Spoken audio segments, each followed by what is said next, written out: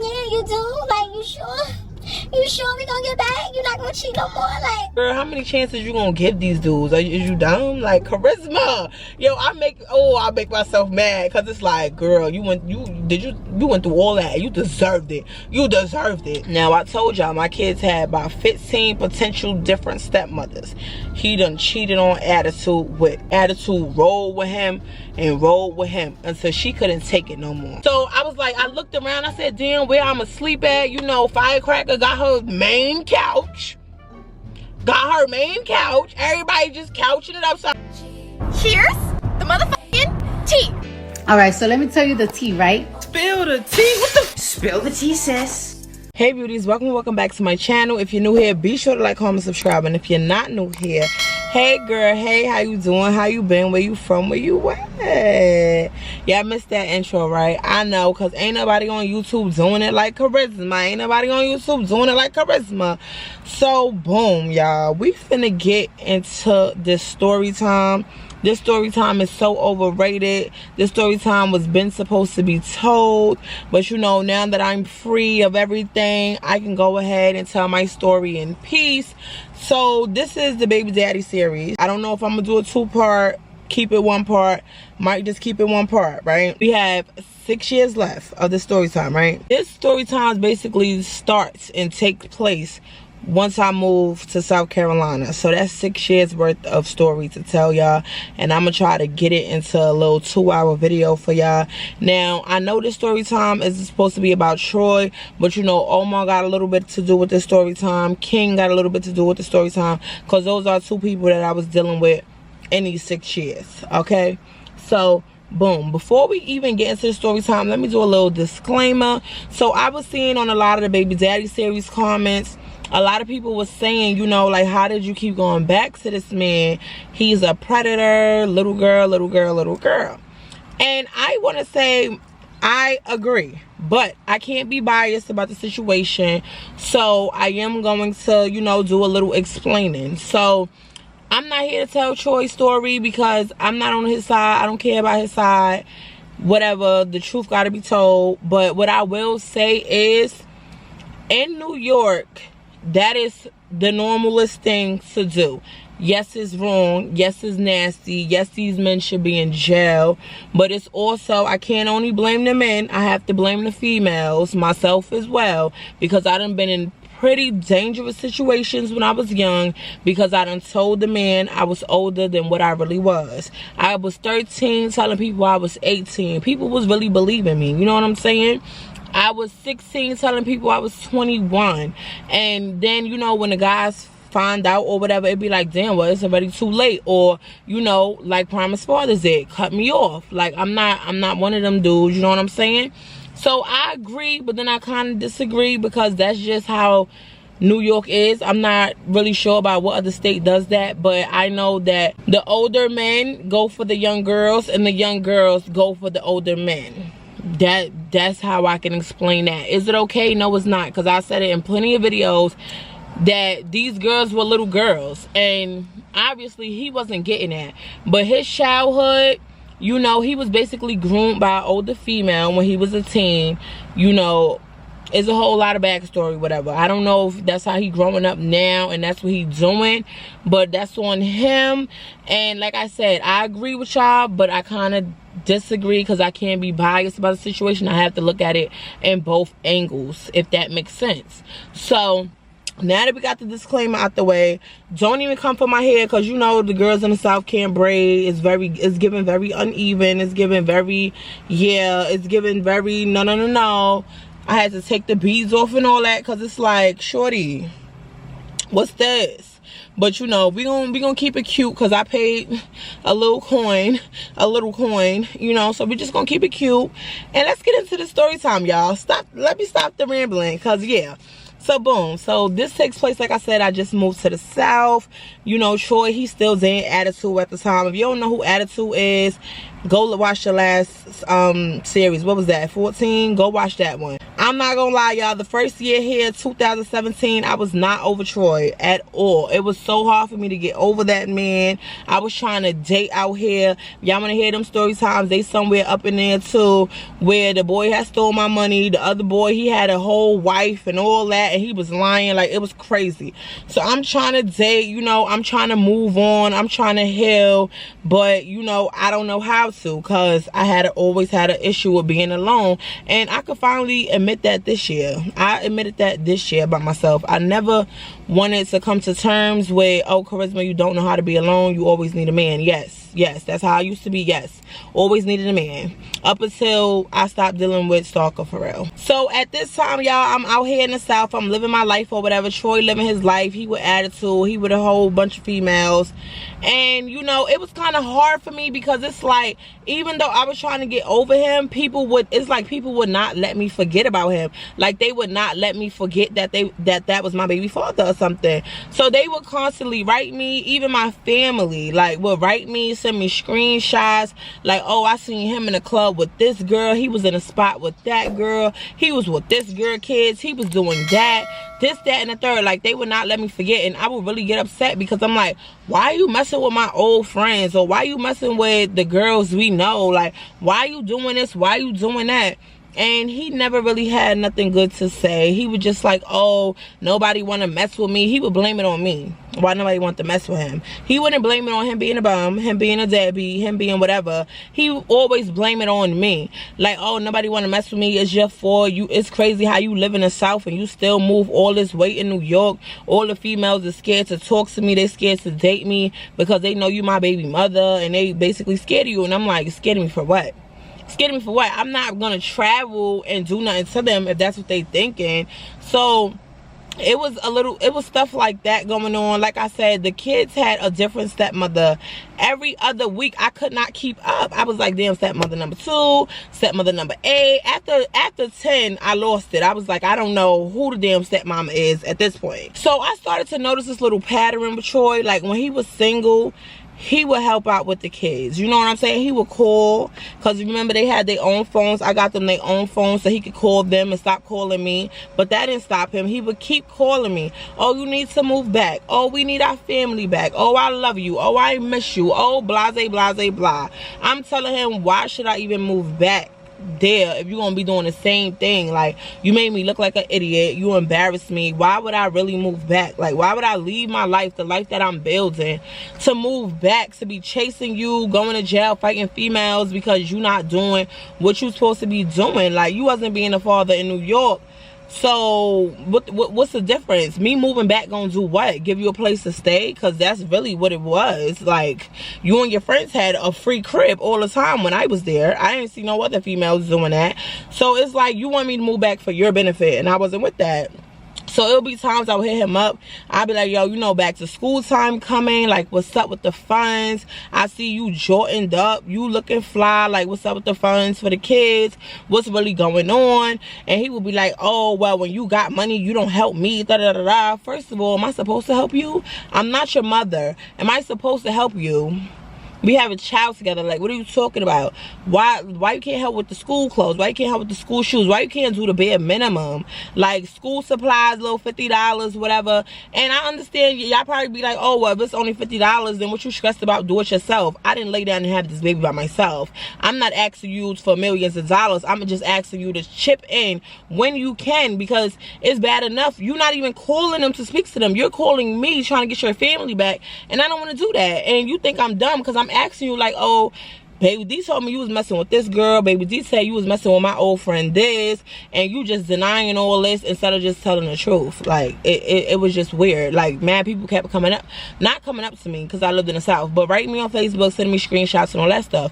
And yeah, it was really getting to me. Like, because like I said, the first year I was not over him or whatever. So at this time, y'all, mind you, the kids got by 10 new stepmothers or whatever, but he's still dealing with attitude. Now attitude, she crying, she going through it. He's sleeping with all the girlfriends, sleeping with her cousins. And how would I know that? Because Troy always confided in me. I don't know why, but he would literally call me and just tell me all the business, like, yeah, like this girl, yeah, I slept with her cousin because I felt this way and that way. And I would be trying to give him good advice, because I'm like, damn, now attitude over there crying, probably feeling how I was feeling, probably feeling like me, like hurt, distraught. You wanted my spot so bad and I gave it to you, and now look at you crying. I told you he ain't like onions. Like, what's up with you? So yeah, like, she crying, she doing all of that. Like, it's so many females, yo. So at this point, me and Troy, we back into it. I'm telling him, like, are you gonna help me with the kids? Like, what are you gonna do? And then he was calling the kids, telling them, like, oh, I'm gonna come down there and visit, this, that, and the third, knowing he's not gonna do that. And that was my biggest problem with him. When you get on the phone with our kids, bro, because, you know, he claimed the oldest ones too. He was there since diapers. So he get mad when I say we only got one kid together. He be like, no, they all my kids. Well, you don't act that way. So yeah, at this point, Baby D had hit me up one day and she was like, yo, Troy is messing with this girl, da da da da da. And you know, she was like a mutual friend of ours. So I was like, why he messing with her? Like, I don't understand. Like, what? It was like, yeah, he doing this, he doing that. I seen him in a spot, he gave me this, he gave me that. But you telling me you broke, you don't got nothing for your kids. Like, you can't call the kids, you can't, like, nothing. Like, if you're gonna speak to the kids, at least tell them, like, hey, how was school, how's everything going, that, this, that, and the third. Don't send them no broken ass promises like, oh, I'm gonna come see you, or I'm gonna pick you up, and now they waiting for you to do that. Or you telling them, like, oh, I'm gonna send your mother money for you to do this, and I'm gonna send your mother money to do that, and you don't send the money, and you lie to them and say, oh, well, I sent the money, your mother must have spent it.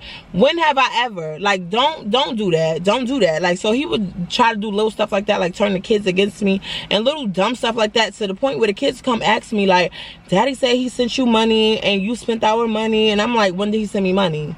When did he send me money? Why is he lying? When did he send me money? So yeah, he would do little stuff like that. So I basically cut him off or whatever, and I'm like, yo, since he want to do all that dumb stuff, he could go about his business or whatever, right? So before I even cut him off, they told me that he was messing with one of our old mutual friends. So I had hit the girl up or whatever, and I straight sent her all my kids' sneaker sizes. Yes, I did. So the girl, she was laughing. She was like, Charisma, what is this? I'm like, yeah, you messing with my baby daddy, right? That's your man? Well, you know, your man got kids that he not taking care of. So maybe you can take care of it. Since you love him, you got to love his kids too. So yeah, maybe you could, you know, help him out, do what you need to do. I don't care who do it as long as it get done. Stepmother number 15. Because this was like the 15th one. You know what I'm saying? Mind you, he's still stringing attitude along, letting the little girl, because she, you know, she was young too, letting the little girl know everything that she wanted to hear. She was riding and dying for her man. He done slept with the cousins and everything, and she still was with him. She ain't care. She was like, no, I'm gonna stick beside him. And I feel you, girl, because that's how I was at one point. Yeah, I was real dumb. So that happens or whatever. Like I said, I cut him off. So I'm on Facebook or whatever. Y'all know I'm real messy, I'm real petty. You know, it was boring in the South, so, you know, I want to get into a little drama. I'm not gonna lie. So one of my old friends, basically, she had posted like, oh, if you're not scared, then post a picture of the female that your dude cheated on you with. You know, your ex-boyfriend, whatever, cheated on you with, if you're not scared. So I took that opportunity and I posted light skin, and I posted the other girl. Remember I told y'all about her in the Baby Daddy series that he was messing with her when I was with my tranny friend and blah blah blah. I forgot the girl name. She's irrelevant. But yeah, so I posted them two girls, right? So I posted the two girls or whatever. Everybody was posting people. It was crazy. Like, it was mad arguments on Facebook that day. They was riled up in New York. You hear me? Like, they was like, yo, I can't believe she posted my man. She posting this. He posting it. Like, bro, it was crazy. So out of all the posts, I just noticed, I just let it go or whatever. Like, the next day, I just keep getting tagged in a post, tagged in a post. So I'm like, what's going on in the post? So I go over there to the post, and light skin is going off on me. She like, yeah, you dirty black bee. Mind you, she had some colorist things going on, because every time we would argue, she would call me a black bee because I was darker than her. I mean, I am not that dark, but I was darker than her. She was like, yeah, you dirty black bee. That's why you went to South Carolina. You You struggling with your kids. You this, that, and the third. Hold on. Struggling with kids. Who? When? Where? How? You still taking a train? But mama, I'm driving. Like, what are you talking about, baby? Like, struggling where? Like, where's you hearing this from? So she just going off or whatever, like, yeah, your kid's mad, ugly, this, that, and the third. So mind you, the girl is pregnant when she's saying all of this. So I told you, me and Troy, we was already beefing or whatever. I had cut him off. I wasn't talking to him or whatever. So you would think Troy would get on a post and defend his kids at least. Forget me, forget the baby mother. But you would think he would defend his kids against his ex-girlfriend, light skin. You know what I'm saying? But she just going in like, yeah, your kid's ugly, this, that, and the third. Like, I am sunning her. One thing about me, I can argue. I can hurt your feelings real quick. Because anything you got to say about me, I'm not embarrassed. I don't care. But you, I'm going to tell the truth about you. You're going to be mad. Like, why you mixing up little lies in there? Kids ugly where? Kids ain't never been ugly. So, boom.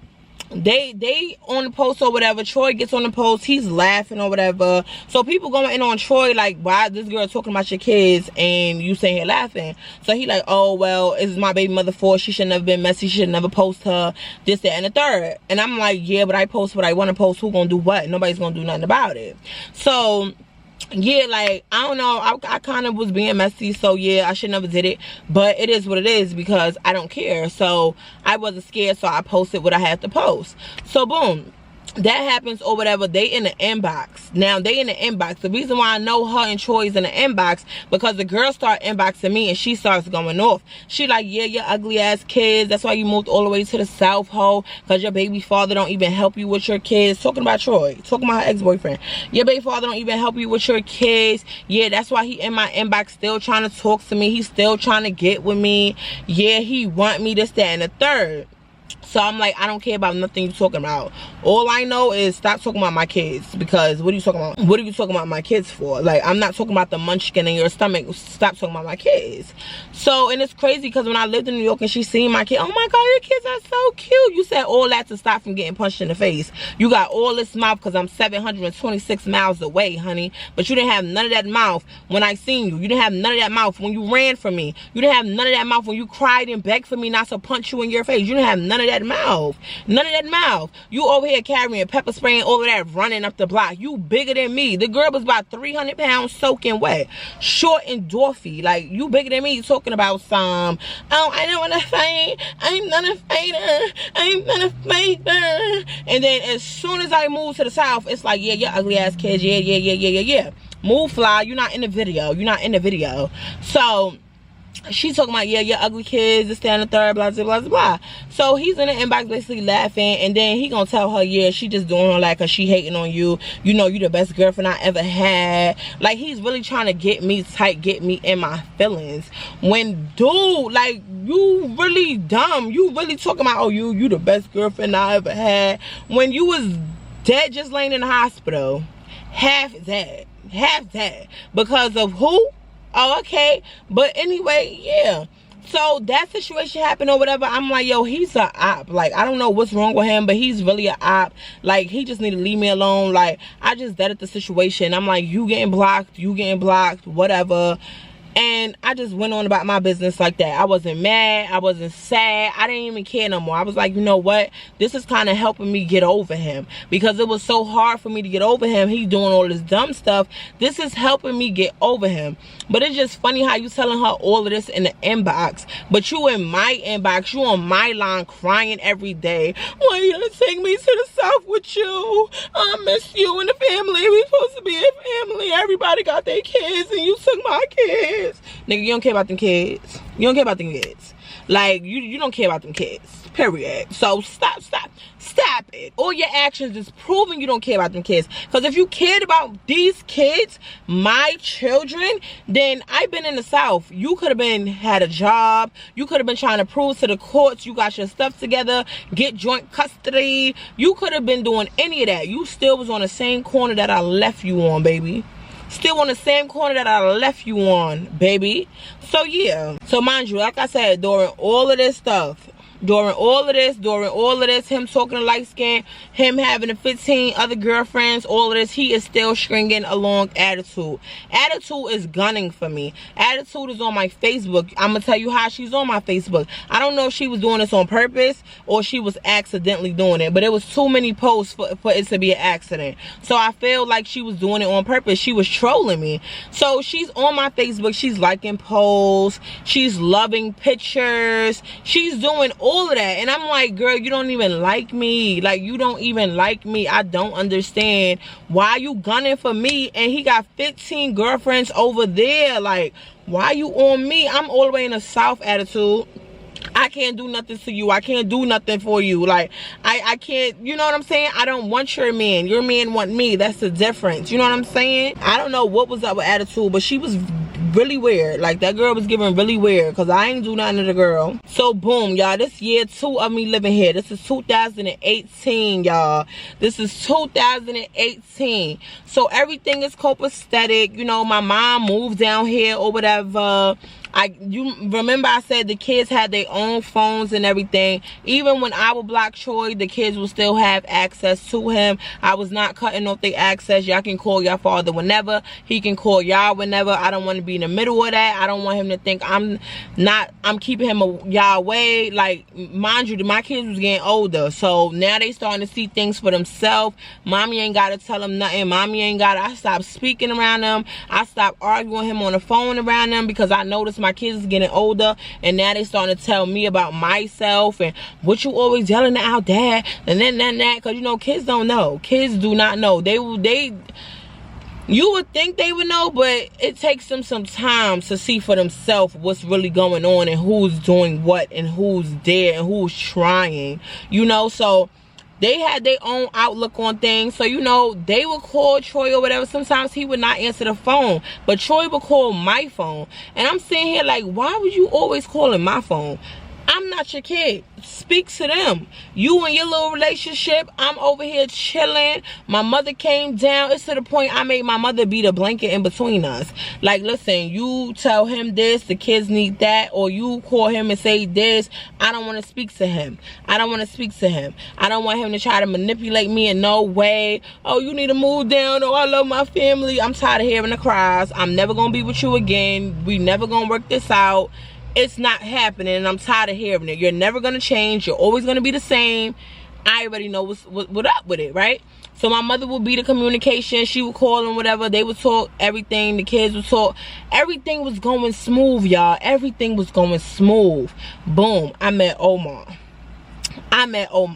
Okay? Omar is stalker. Keep up, y'all. So boom, I meet Omar. I don't know how and I don't know why, but it moved very fast for Omar. When I say we was locked in, we was locked in. It's nothing y'all could have told me about that man. It is nothing. I could have avoided all of this. Everything I'm going through today, I could have avoided all of that had I, you know, not been so weak-minded. But you know, I still was struggling with trying to be alone, and I wasn't used to that. Like I said, been in a relationship since 15. I will use one man to get over the other, and then I will be with him for 8 years while he cheating. And then if I leave him, then I'm gonna be with Christopher for 3 years and let him cheat and dog me out and use me and make me a sugar mama. And then I will be with him for that long because, yeah, I don't know what was wrong. I think I got a loyalty thing. Like, once I'm with you, I'm down for you. Right, wrong, or indifferent, I'm down for you. And that's not okay. It's not okay. Maybe to the right man, but none of these men in my life in my 29 years of living has been right for me. Period. I use any man I've been with to get over the other. Period. Like, I'm gonna keep it a buck. So that is exactly what Omar was for. Omar helped me get over Troy so fast. I didn't even look at Troy the same no more. I even started looking at his pictures on Facebook. I said, oh, he kind of funny looking. His eyes a little Chinese. His eyes a little to the left. Like, eyes spaced out. Like, what was I thinking? Like, he ain't even all that. I thought Omar was it, baby. Baby, was I wrong? Okay?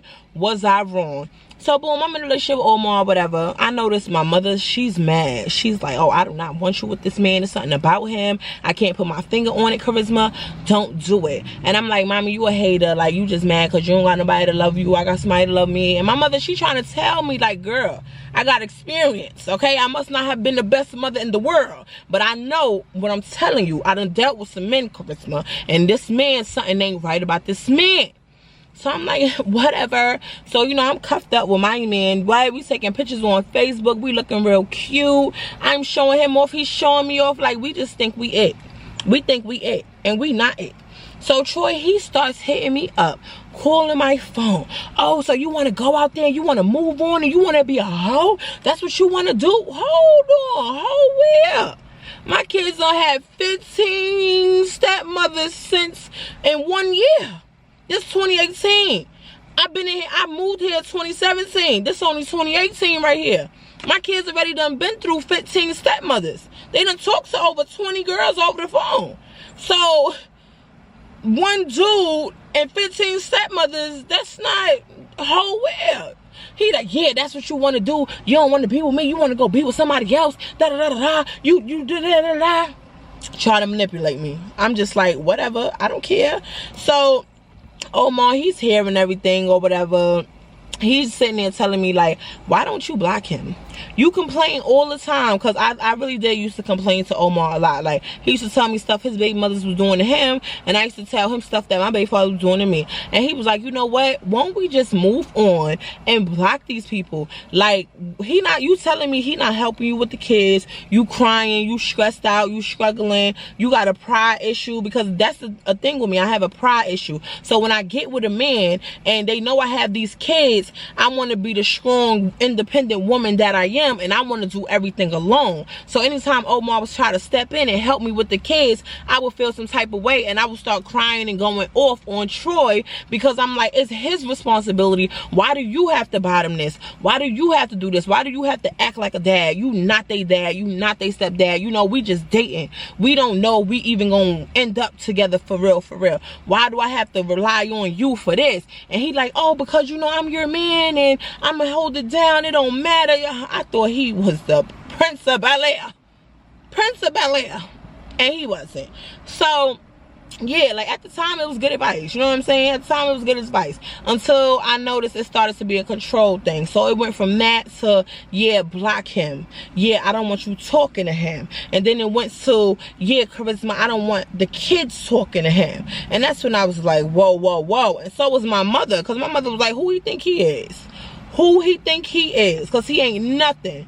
So it just so happened one day, me and my mother in the house or whatever, you know, me and my mother, our relationship is crazy. It's like a love-hate relationship. My mother is very verbally abusive, and she explained to me this year, because, you know, I had stopped talking to her early this year, and my feelings was hurt, because I said, all my life, I was raised up with my mother's side of the family being verbally abused. Like, I thought being called a BSCH, a whore, a hoe, a bucket, all types of names. Like, I got called that. We all got called that on our mother's side, and it would be funny to us because that's how we grew up. So we would think that was normal. And then when I got with Omar, he was the only one I ever got with that told me that's not normal. Out of all of this man mess ups and his delusions and his stalkerish, whatever the hell you call it, whatever, stalkerness, whatever, I don't even know the word, but out of all of the things that he done ever said, that was the best thing he has ever said to me, because it made me open my eyes. And he was like, you know, I'm really sorry how you was raised. Like, I'm sorry, because I would always tell him, like, I want a relationship like how you and your mom have, because, like, I don't see your mom talk to you crazy. Like, my mother would ask for something, she would call me all types of names, and I was tired of it. And then my mother didn't understand why I was tired of it, because this is how we all was raised, so we all thinking it's a normal thing. But when I moved here, and, you know, she moved here after me, she still was doing it to me, and I would just let her. So Omar was telling me, why you letting her talk to you crazy in your own house? Why you letting her call you this? Why she on the phone calling SpongeBob, talking about you and me to your aunt? Like, and then I had woke up one morning and Omar was crying, and I'm like, what are you crying for? Like, one thing about it, I hate when the dude cry, because it just be like, what you being so like that for? He was crying. I'm like, what are you crying for? Like, like what? Like, we not doing that. So he like, yo, I literally woke up. I've been up since 5 this morning. Your mother has been on the phone dogging us out. So whoever this lady is, and he said SpongeBob name. So I said, oh, that's normal. She always talks to her sister. She always talks stuff to her sister about people. They all fake. They all do that. It's normal. So I went on about my day like regular. But it was hurting Omar's feelings to the point he went and said something to my mother. And I told him, don't say nothing to my mother. Because, yeah, just let her be hurt. Let her be verbally abusive. That's okay. And I'm saying now, it's not okay. It's not okay. So, yeah. So he said something to her, and he wasn't being disrespectful or whatever. He was like, it's crazy because I done been here and your daughter does a lot for you. She gave you a car. Like, because at this time I had 2 cars. So she was like, she gave you a car. She did this. She did that. That's crazy because I had 2 cars then, and now I got 2 cars now. And I'm back on my bully. And so, yeah. So he like, she gave you a car, she give you money, she take you shopping. I used to spoil you, my mother, like dead serious. And I had to stop doing that because, yeah, you're not going to talk to me anyway.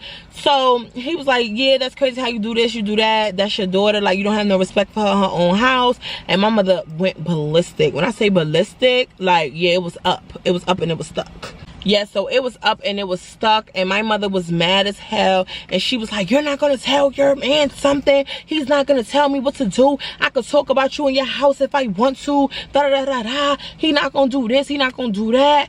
And I walked past both of them while they was bickering, and I went and took the trash out. And by the time I came back, Omar was running down the street like this, and my mother was going around the house with a gas canister talking about, I'm gonna burn the whole house down, I'm gonna do this, I'm gonna do that. Like, my mother was really tripping. But you know what, I should have listened to her and left that man alone, because my mother reacted that way for a reason. Even though she was wrong, she was 80% wrong, but you know what I'm saying, nobody has ever stepped up for me in life. And I know how that may sound, because even my family was saying, not my family down here, my mother's side of the family, like, oh, you gonna take a dude over your mother? And I'm like, no, I'm not picking a dude over my mother. That's not what I'm doing. You know what I'm saying? Like, but she's wrong. And they like, well, why didn't you tell her that? Because I didn't feel like she was wrong. Because that's how I was always talked to and talked about, and it would just be normal. Like, she could be right here while I'm recording, sitting in the passenger seat like, yeah, this girl thinks she cute. Yeah, got all these damn kids. She think I'm watching them. I'm not doing that. Nah, my daughter's grown. Like, mommy, I am your daughter. Like, what are you talking about? But yeah, that's how my mother used to be. She changed a lot now, and I'm so happy. But yeah, that's how she was or whatever. So that happened or whatever. Troy, you know, he get on the phone because my mother called him, tell him the business, whatever. Troy got the nerve to call me and try to check me. Like, oh, you got this dude disrespecting mommy. I'm going to come down here and do this. I'm going to beat him up. I'm going to come down there. Oh, so you could come down there and beat up my man. But you can't come down here and take care of these kids. You can't take them to the doctor's appointment. You can't watch them in your house while I go to work. You can't help that way. But when it's time for drama, when it's time to tussle with a dude, now you want to come down here because mommy calling you with the bull crap. And that's another thing I hated about my mother. She would act like Troy was her son and I was not even her daughter. Because, you know, my mother always wanted a son. My name was supposed to be Jeffrey. I don't know how the hell my name got Charisma, because she thought I was a boy the whole damn time. And then when she found out I was a girl, she said, oh, man. That's the same thing I did with my girls. Oh, man. Because too many of them. I wanted boys, too. I wanted all boys. But, you know, can't raise a man. So, you know, I could do the best I can, but I can't raise a man. So I was cool with it. But, yeah, my mother was upset. She wanted a boy, whatever. Like I said, name was supposed to be Jeffrey. I don't know how my name got Charisma. I need to call and ask now that I'm saying this, because how did they name me Charisma? Because that is very special, because I have that. I have that. Yes, I have. So he called, yeah, trying to check me. So, I'm going to do this to your man. I'm going to do that to your man. And I'm like, baby, I would love to see you try it. That happened or whatever. My mother, she wound it up. She was telling me, She told me I had an ultimatum. She said, you either gonna pick him or you gonna pick me. And I'm like, what? So you want me to pick a man? Or, like, that don't even make sense. Mommy, me and you was not in a relationship.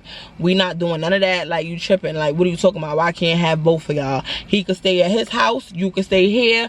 And I could love y'all both from a distance. You know what I'm saying? My mother wasn't with that. So she was like, either you break up with him or I'm leaving. And that's exactly what she did. She didn't even let me decide. She just took her things and she left. She went back to New York. So now I'm stuck down there with the maniac, y'all.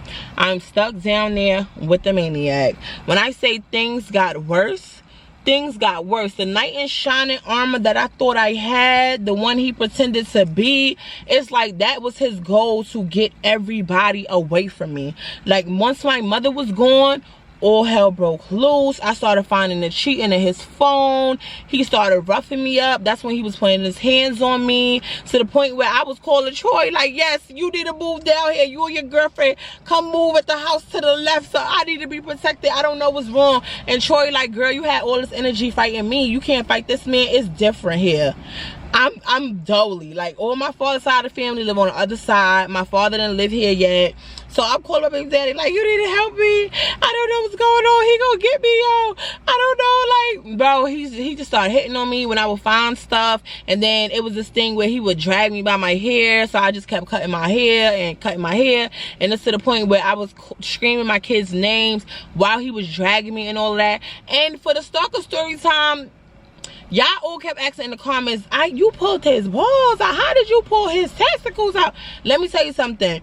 I found something in his phone or whatever. I confronted him about it. He didn't want to basically tell the truth. He got mad because I went through the phone and he hit me. So when he hit me, we started fighting. He has this thing where he fights like a girl sometimes. He wants to throw you on the floor by your hair. So he threw me on the floor by my hair and he started punching me like, bitch, bitch, bitch, just dragging me all over my living room. So I reached up, grabbed the ball, and boom, blood everywhere. Like, everywhere. Like, we both was in the hospital. Yeah, now we both getting stitches together. Cause what? Cause yeah, don't ever think you can throw me on the floor and do all of that just because you got caught up. Like, that's one thing about him. He get really, really abusive when you find some stuff.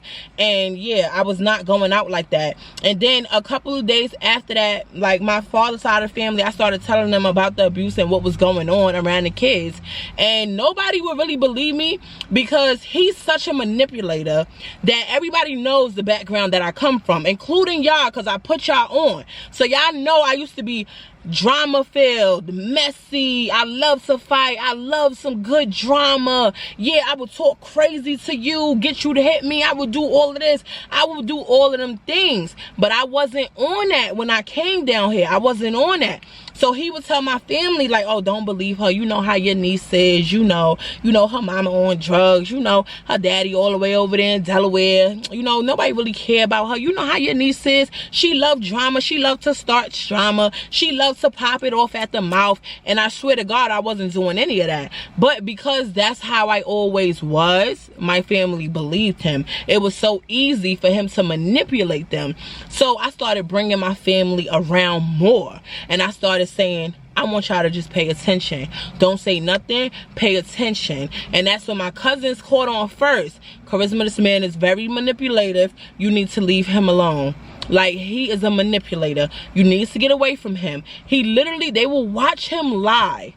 They will literally watch him lie. He will come in the house and gaslight me. And then when I come out the house screaming, I got a knife, I'm just chasing him, I'm trying to do everything, he'll be like, see, I'm telling you, she crazy. She be tripping for no reason. She need to heal from all of that hurt. It's not my fault that her family ain't love her. And like, he would just throw all of that in my face and stuff like that. And he would gaslight me. So he would come and he would say something in the kitchen like, well, I wish you had the mother I had. Too bad my mother stopped doing drugs years ago. She cared about me. But your mother can't say the same. And then he would walk out. So he know that was one of my that used to be one of my triggers. It's not no more. You can say whatever you want about my mother. My mother living her truth. She taught me how to live in my truth.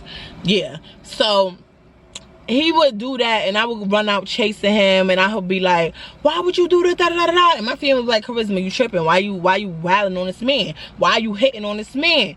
And he wouldn't hit me back in front of my family. He wouldn't do that. He would be like, see, this is why she's doing this. She's abusive. And then when I hit her back, da, da, da, da. So it's to the point where he started making me feel like I was crazy, like I was going crazy. So I would second guess myself, like, Charisma, are you tripping? Are you crazy?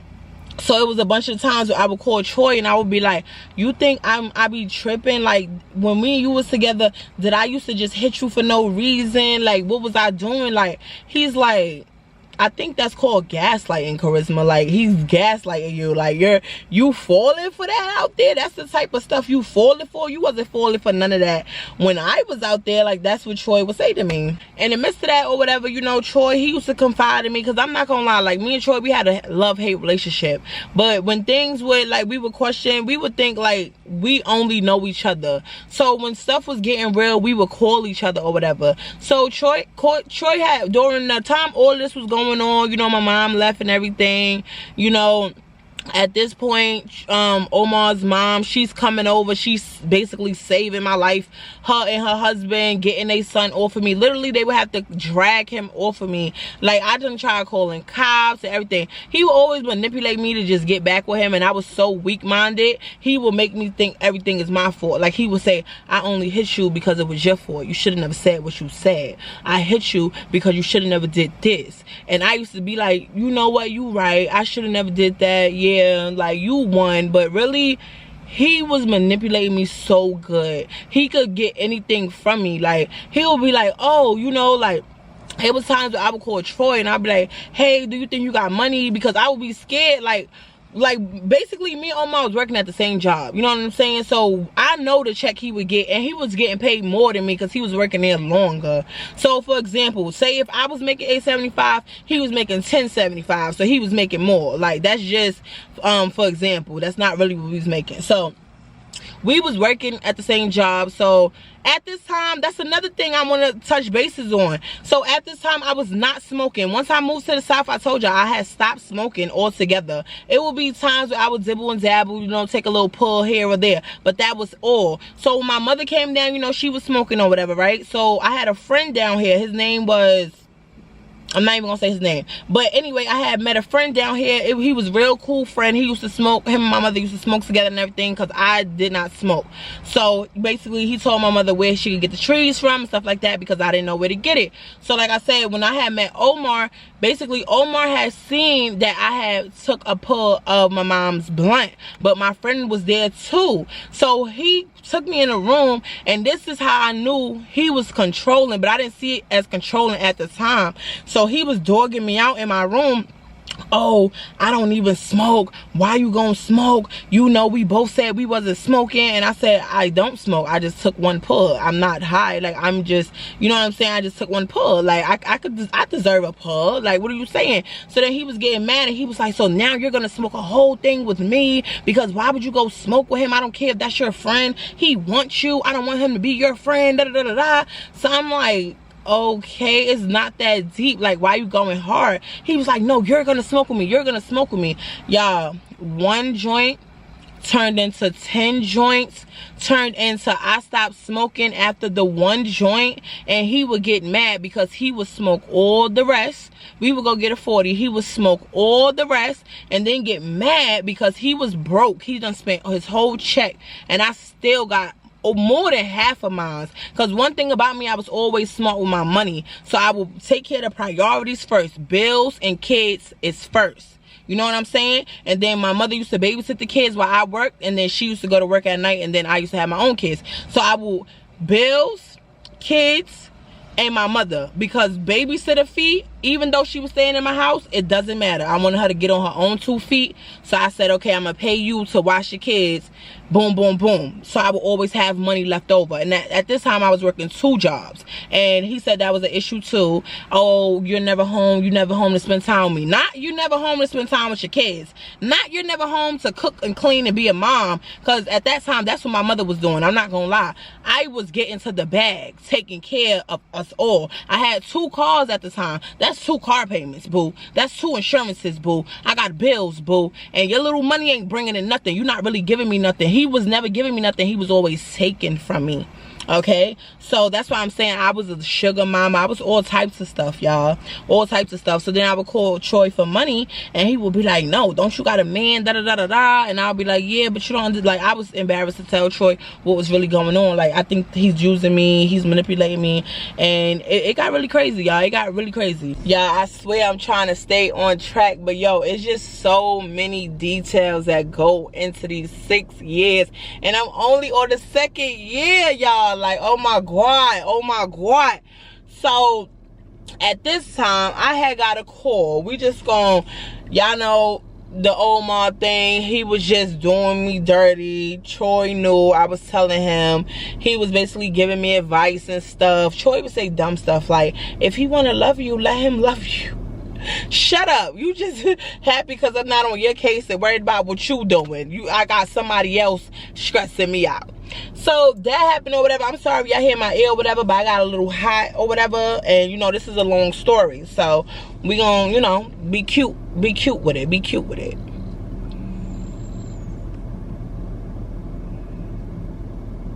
So at this time or whatever, everything is still going on with Omar. Stuff is shaky in the crib, whatever. But you know, I'm still smiling, putting on a fake smile, going to work like as if nothing is wrong and everything like that, okay? So Troy calls me one day. He was basically crying, and I'm asking him, you know, what's going on? What happened? Why did your mood change? Like, what's really going on? And he was basically telling me about attitude. Now, I told y'all my kids had about 15 potential different stepmothers. He done cheated on attitude with attitude, rolled with him and rolled with him until she couldn't take it no more. So attitude went and slept with all his friends, his close friends, his brothers from another mother, his childhood friends. This is the 2nd girl that done did this to him, okay? Because that's what Troy blames all his trauma and stuff on. Oh no, I was dating a girl and she cheated on me with my best friend JR, and I got her name tatted and I couldn't deal with it. So yeah, I went and screwed her moms, and yeah, and I still didn't feel good about it, and this, that, and the third. And the girl was so heartbroken because Troy went and screwed the moms after she slept with his best friend and hurt his heart, that she turned to drugs and she was smoking the pipe and all of that.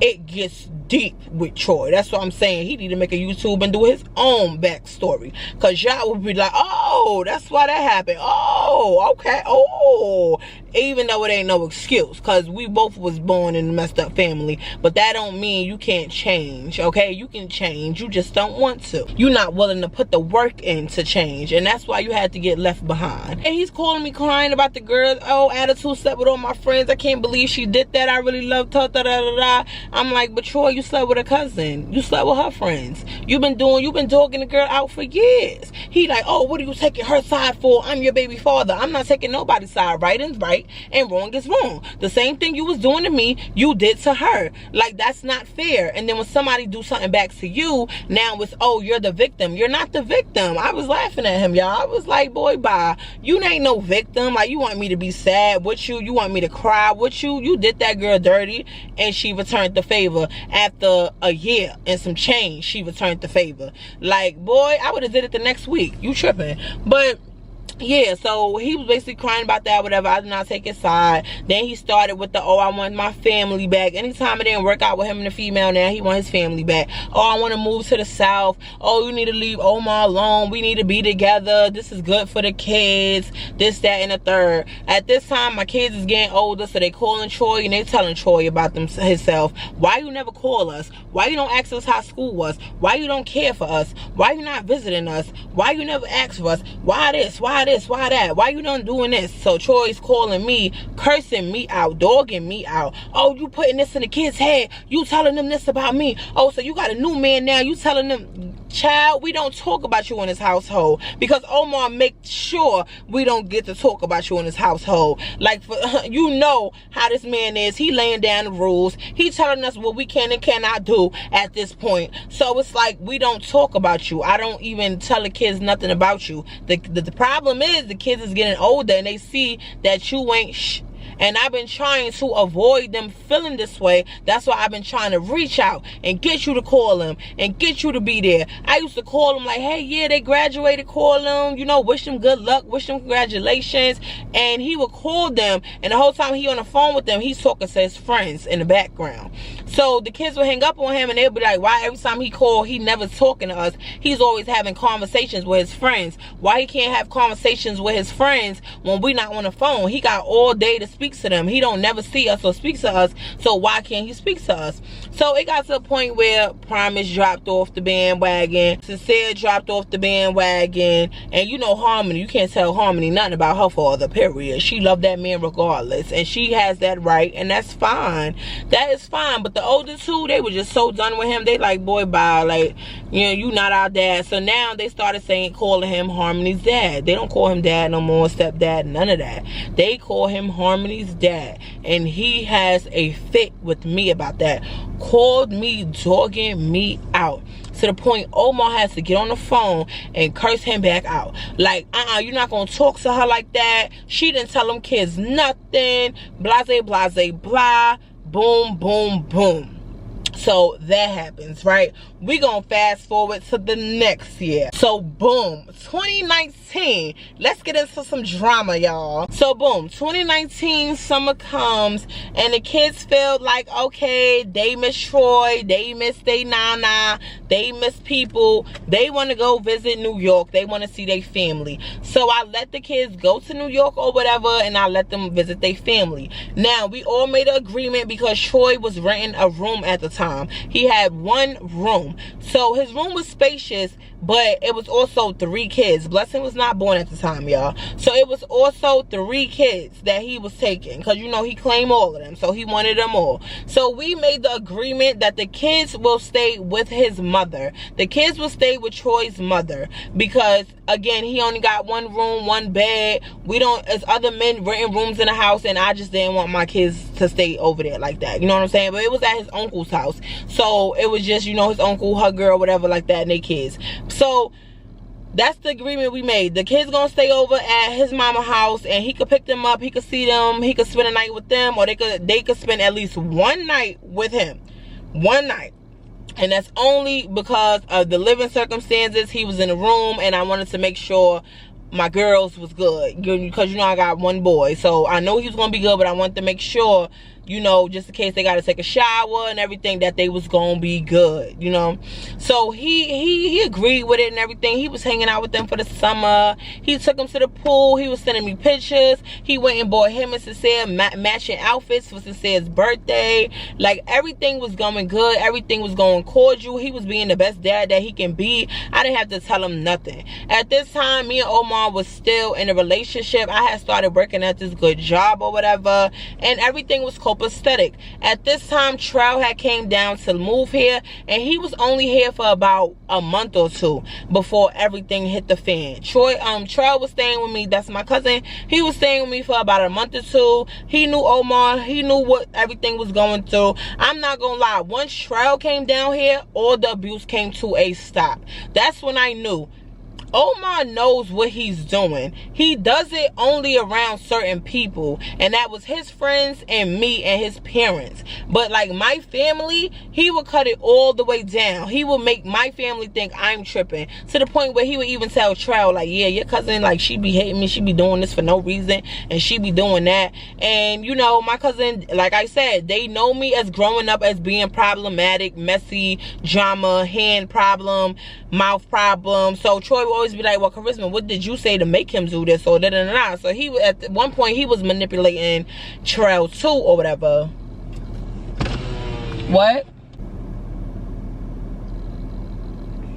So yeah, he would basically try to manipulate Trell or whatever, until Trell started seeing this man is crazy. Something is really up with this man.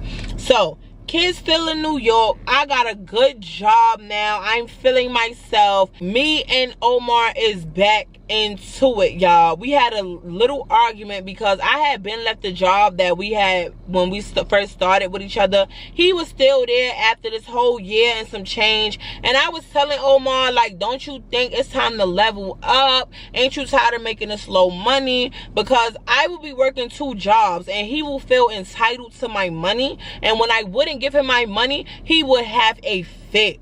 He would have a fit to the point where his mother would call me and say, stop giving him your money, stop enabling him. And that's funny because that's what she do. She still do that. But she would be like, stop giving him your money, stop enabling him, stop buying him weed. If you don't want to smoke, you don't have to. Don't let him force you to do nothing. So you know how your son is. So you know how he is. So deal with him. But she would just tell me all of them things or whatever. He was mad, like I said, because I was just telling him, you know, don't you want better? You know, it's time for us to level up. We supposed to be building together, and we can't build when I'm working 2 good warehouse jobs. My kids ain't home. This is grind time. Like, why are you still over there making this little $8 or whatever he was making? It just wasn't meeting. Like, every 2 weeks his checks would be like $600, and then he would spend that in one night, and then now it's, oh, you need to give me money because you got money. I'm your man. I need this, and you supposed to hold it down for me. And it's like, you don't hold it down for me. I'm confused. But yeah, whatever. Like, anytime it came, like any bill that was due, if I didn't have it or something like that, Omar would not help. His mom would help, and I would just have to pay her back. And that's what I'm saying. I didn't want to live like that where our parents is taking care of us. Like, I want to be able to take care of our parents. That's why I'm telling him, yo, we both need to get good jobs. We need to build up. And he's on this, oh, once he's comfortable with something, he's stuck and he's stagnant. He's set in his ways already. He used to tell me, like, oh, you a little girl to me. I've been 24 before. I've been 23. I know what I'm doing. Been there, done that. I don't got to work there if I don't want to. I don't gotta do this. My mother got me. I'm good. Like, he was just a spoiled brat. So that happened or whatever. He got mad at me. He called me jealous. He was like, oh, you're jealous of me and my mom's relationship because she take care of me and I get to live in her house and I don't gotta pay no bills. What? Bro, what are you talking about, man? And you over here struggling, gotta pay all these bills. Like, he used to just say dumb little stuff to me. Like, I'm so confused. And my weak-minded self would just be like, yeah, Charisma, it's your fault. Like, he's right. Why would you say that? Like, why would you do that? Like, I was so delusional. So delusional. Like, that happened or whatever. Mind you, kids in New York, Mother's Day is coming up. The night before Mother's Day, Omar, he starts a big argument with me. He brings up kids. He brings up everything like that. So I tell him, you so busy worrying about my kids being in New York with their father and their grandmother, you need to worry about your kids at home. How about that? That's when I really started speaking up to him because, yeah, now you're not going to put your hands on me no more. Trell is here now. You're not going to do what you've been doing to me. I'm going to speak up for myself now. And he didn't like that. Like, once he figured out, oh, I have no more control over the situation. She's fighting back. She's doing stuff back.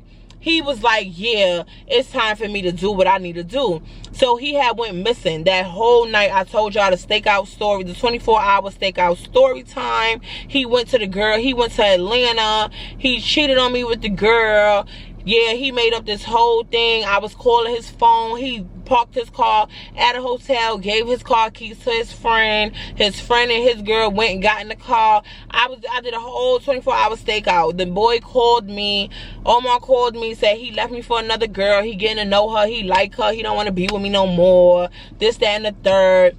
I'm like, cool, it is what it is. Like, I ain't gonna lie, I cried. So Omar got back to the south and he started his big one. Like, all of that energy he had on the phone, oh, I don't want to be with you no more, leave me alone, stop calling me, stop blowing up my phone, I found another girl, she gonna be better than you, I'm getting to know her. All of that hurt my feelings. Like, even though he was so controlling and I should have wanted to get away from him, I didn't want to get away from him because, again, I didn't know how to be alone and I didn't want to go meet another guy to try to get over him. I just wanted to stay with him for years, whether he was dogging me or not. Like, that was my pattern. I'm dumb. No, I'm not dumb. I was dumb. You know what I'm saying? I just got out of my dumb boat. Like a couple months ago, I just got out the dumb boat. So I didn't want to sail in a dumb boat no more. So I was so dumb. So he got back or whatever. He popped up at my house. So immediately we start fighting. This fight I started, because how do you have the nerve to tell me you left me for another girl on Mother's Day? You doing all of this. Your mother is defending you, talking about something. Oh, I didn't even know he was in Atlanta. I didn't know none of this for him to get on my doorstep and say my mother knew the whole time where I was at. So I was just over there crying on your mother's shoulders, telling her how much I love you, and like I didn't do nothing, and you cheating on me. Like what? Like I don't get it. You left me for another girl in Atlanta, and now you at my doorstep telling me we gotta be together. I don't care what I said I was doing, we gonna be together. That's what Omar told me. Like he didn't care. He did not care. Like that's the type of time Omar was on. He did not care. He was like, yeah, I just cheated on you. Yeah, I just left with another girl. What does that mean? We still gonna be together because I said we gonna be together, and there's nothing you can do about it. And he just started his stuff, and then he started climbing through the window, and he took my son's PS4, and then he did all types of stuff. I called the cops on him. The cops went to his house, got my PS4 back, but they refused to lock this man up. Why? I do not know. I still don't know to this day. You know how many police reports, how many cop calls in these last 5 years of dealing with this man that I had? Is a booklet. It's a booklet of reports. Why he's not arrested? Like, this is what I'm saying. The people in the South is about who you know, not what you know. And his family, they know people. They got money. So I don't know nobody. People think I'm problematic. Yeah, my mother do this. Yeah, this, that, and the third. So they always side with him. I don't know. I don't know. Southern hospitality. I don't know what's good with it. So he did all that cheating or whatever. So like I said, I was hurt. I didn't want to do that. I started fighting him. So he kept coming, climbing through my window, taking stuff. He kept stalking me. He was not playing. He would pull up in my yard. He would cause ruckus. He would argue, all of this stuff. All types of stuff. Mind you, I was just so happy that the kids was in New York at the time. Troy knew what was going on because I told them. And at this point, Troy was telling me, like, girl, you gotta fight back. You gotta handle yours, because what? Is he tripping? Like, why is he tripping like that? Charisma, you need to stop giving him the oochie coochie, because you making him go crazy. And then Troy would be feeling himself. Everybody ain't me, bro. Everybody ain't me. Everybody can't handle that good. You know what I'm saying? Shut up. Shut up. Shut up. So that happened or whatever. I decided, you know, I'm not gonna be with you. I'm not gonna be with you, Omar. I don't care what you say. Y'all, it's to the point I started messing with some guy at work. Because I told you I use niggas to get over niggas. Like, I'm not gonna lie, that's what I was doing. I was trying to use the dudes to get over a dude, but I didn't really take this dude serious. It was like, oh, you got some money? Okay, give me the money. Like, yeah, I got the money. Like, that's all I really cared about. So I'm like, oh, Omar don't want to be with me anyway. He left me for a girl in Atlanta. Omar was persistent. He was coming over every day telling me I gotta be with him. It's to the point where he had pulled out a blicky one day. He put it on his lap. He told me to call my kids, tell them bye, because this is the end of my life. I was scared for my life. I was trying to call my mother. My mother said, I told you that man was not it. I told you that man was not it. I called Troy. I'm crying like, oh, he gonna do this to me. He telling me to call the kids. I'm scared. He want me to be with him, and he cheated on me. Like, y'all, it was crazy. It was really crazy. Like, y'all don't even know the backstory. I don't even think I want to do a series on Omar, because I don't want to relive none of that stuff. I'm only telling y'all this because it's relevant to the Baby Daddy series, and y'all gonna see why when I drop some bombshells. So yeah, let's go. Oh, my battery's on. Let me change the battery. Yeah, so it's so crazy. So after that happened, I cried for like 2 weeks. I said, oh my God, my man, Omar cheated on me. Oh my God, my controlling, vindictive, but I was just fake crying or whatever. Like, I was real crying. I was really in my feelings. I was in my bag, and my kids wasn't there, so they couldn't even hug me. I couldn't even hug them. Like, I was like, I don't got nothing to live for. Oh my, everybody I get when they cheat on me, they dog me out. They just use me as a doormat, bro. Like, I was just reflecting on any relationship I've been in. Like, dang, Charisma, these men keep doing you dirty. Like, is it you? Are you the problem? No, you so loyal, Charisma. You so easy to run over. Like, they see your good heart, and they were sent in your life to destroy you, and you actually love these men when you was never supposed to be with this man. These men were supposed to be in your life for a little season. You kept them for centuries and wonder why you kept bumping your head on the same wall, going through the same thing, attracting the same type of man. You have to change who you are, Charisma, because you're going to keep attracting these no good dudes. But it took me to today to learn that. So I'm so glad I waited to tell this baby daddy series, because it's like the wisdom that I done grew over these last years. Like, I was 23 when all of this started happening, y'all. I'm 29 now. Like, I waited so long to end this whole thing off, because it was like, I couldn't even understand it. This is my 4th time actually recording this video, because the other ways I recorded it, I was like, Charisma, I was just so embarrassed. Why would you say that? Why would you doing that? Like, yeah. So that happened or whatever. So I told myself, you know, I'm not gonna get back with Omar. I'm gonna just cry it out. I'm gonna thug it out. So, you know, I got me a little boo from work. It was nothing that serious or whatever. We had did it probably one time. Use protection, nothing crazy. He was on my body. He was even started claiming me as his girl, and that's when I started noticing men in the South they be clinging too much. Like, I don't want to do all that. I just, you know, did all that just to, you know, so I could move on from Omar, so I wouldn't feel too bad. So all of this happened. Omar is texting me. Omar is sending me paragraphs confessing his love to me, how he want to marry me, he gonna get me a ring, he gonna do all of this stuff for me, he want to win me back, he's sorry about going to Atlanta, he would never do me wrong again. He's saying all of the good stuff that my dumb self want to hear, and I'm just in the car on break smoking, and I was sitting there with the dude that I was talking to or whatever, and I'm in the passenger seat just texting Omar like, yeah, you do? Like, you sure? You sure we gonna get back? You not gonna cheat no more? Like, girl, how many chances you gonna give these dudes? Is you dumb? Like, Charisma, yo, I make myself mad, because it's like, girl, you went through all that. You deserved it. You deserved it. So all this going on, and I'm texting him like, yeah. So I had Omar as a friend on Facebook, right? I noticed that Omar deleted me, but Omar's page was still public. So something said, right after while I was texting him, something said, go on his Facebook. Yeah, I don't know what told me to go on his Facebook, but I went on Omar's Facebook. I'm thinking, you know, me and him gonna get back together, you know, everything gonna be good. I go get on Omar's Facebook. He's on live in Miami because he wants to visit his kids. So he say he didn't see his kids but one time.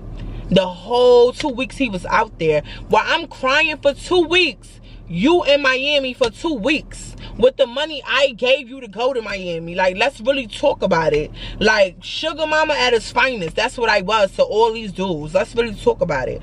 Like, yeah. So you out there talking about, oh, I'm going to court to fight for custody of my kids, and you using the money, you buying mimosas and all this good stuff, and he was on a pier hugged up with a girl, kissing her and all that on live, bro. You have no respect for me, my bro. You on live with it, you couldn't even do it. Like, so you go to Atlanta, cheat on me, come back here, try to force me to be with you, I still say no, sending me all these lovely dovey text messages. Now you say, oh, I'm going to visit my kids. Yeah, so you go visit your kids and you really hugged up on a pier at the beach with another female. So I'm like, is he kidding me, bro? So like, all my hurt turned to anger. I wanted payback so bad, but I was like, you know what, Charisma, do you get your money, do you.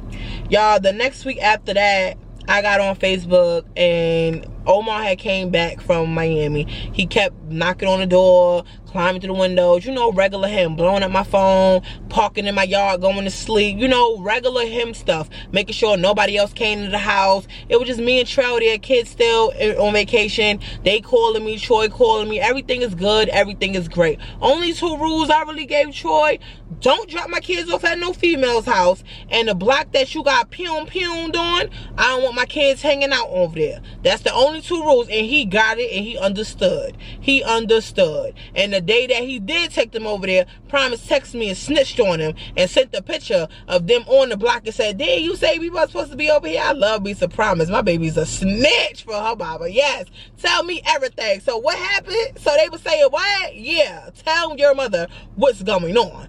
So that's the only thing me and Troy had got into the whole time they was out there. Get them off that block. That block is dangerous. I don't want them on there. He argued back a little bit, but then he understood. And that was the end of that. So everything was still going cordial on that side. So Omar came back from Miami or whatever. He's still trying to get me back. I'm still not going for it. I'm not going for it. So now he's at this time, he's trying to buy me. That's another thing he do. Oh, you need help with the bills? Oh, you need help? See, when we together, you can't help me. You can't give me no big money. You can't help me with none of these bills. You can't help me with none of these expenses that you running up. You can't do any of that. But now we broken up. You trying to do everything to get me back. Now you want to buy me roses. You never did that when we was together. Now you want to plan a dinner. Why we didn't do that when we was together? Now you want to run me a bath. Why you didn't do that with the candles when we was together? Now you want to do all this nice lovey-dovey gifts and all that, and I wasn't going for it. I wasn't going for it. I wasn't budging. I was like, no, I'm sticking to my guns. I'm sticking to my guns. So boom, week passed.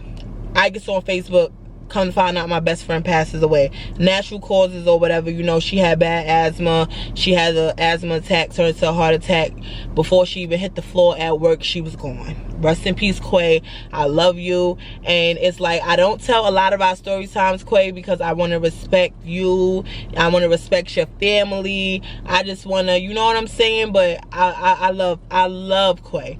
So when I found that out, I damn near had a heart attack in the house, okay? At this time, Omar was banging at the door. I guess he thought I was in there screwing somebody, but I'm screaming to the top of my lungs. Troy is coming in the room trying to calm me down, asking me what happened. I can't even speak. I'm just like hyperventilating. Like, this is my best friend, y'all. This is my best friend. This is not no pretend best friends, no pretend besties. This is none of that. This is some real best friend stuff. She knew everything I was going through at home. I knew everything she was going through at home. It's just, we knew everything. We did everything together. We went to the same school, same class. It's to the point, I'm not gonna lie, we lost our V card by the same boy. And that's another story time. That's another story time. But this is why I say I respect my friend and her family, that I don't get on here and tell the story times, even though, you know, I want her to live on. But all of the story times I have about us is drama. We was pulling up on people, fighting them. We was beating people up. Like, you know, I don't want my best friend name to live like that. So I did name my daughter LaQuasia. So her name is Blessing LaQuasia, and then her last name. So yeah, I did name my last daughter after her, but I'm gonna tell y'all why I named her after her. So my best friend died, whatever. I'm in my feelings. I'm screaming, top of my lungs, hyperventilating. Trell, he getting scared. He goes to open the door for Omar. Omar comes in there. He's like, what's going on? I'm just screaming at the top of my lungs. No, not Quay, not Quay. So Trell, he getting mad because he like, what happened? Who died? What happened? So Trell snatched my phone. He looking on it. He like, oh my God, yo, not Quay, bro. Da, da, da, da. Like, she was a real family friend. Everybody messed with Quay, bro. Everybody. So nigga, even Trail started shedding some tears or whatever. He like, yo, like, this crazy, how this happened, yo. I said, I just spoke to her 2 days ago. Mind you, my best friend had just lost her grandmother, and then she had just lost her friend. Her friend had got shot or whatever. So it's like, she was going through it, yo. When I spoke to her, she was going through it to the point where I offered her, girl, you can come down here and live with me. I know y'all say, oh, Charisma, you be running the show, sir. I think that's what I be saying. But yeah, you know how you be like, everybody live with you. But Quay, that's a different story. Quay could have stayed with me until the wheels fell off, okay? So it's to the point, this how much decency my friend has. She was going through it, right? I said, Quay, won't you just come down here and stay with us, live with us, or whatever like that?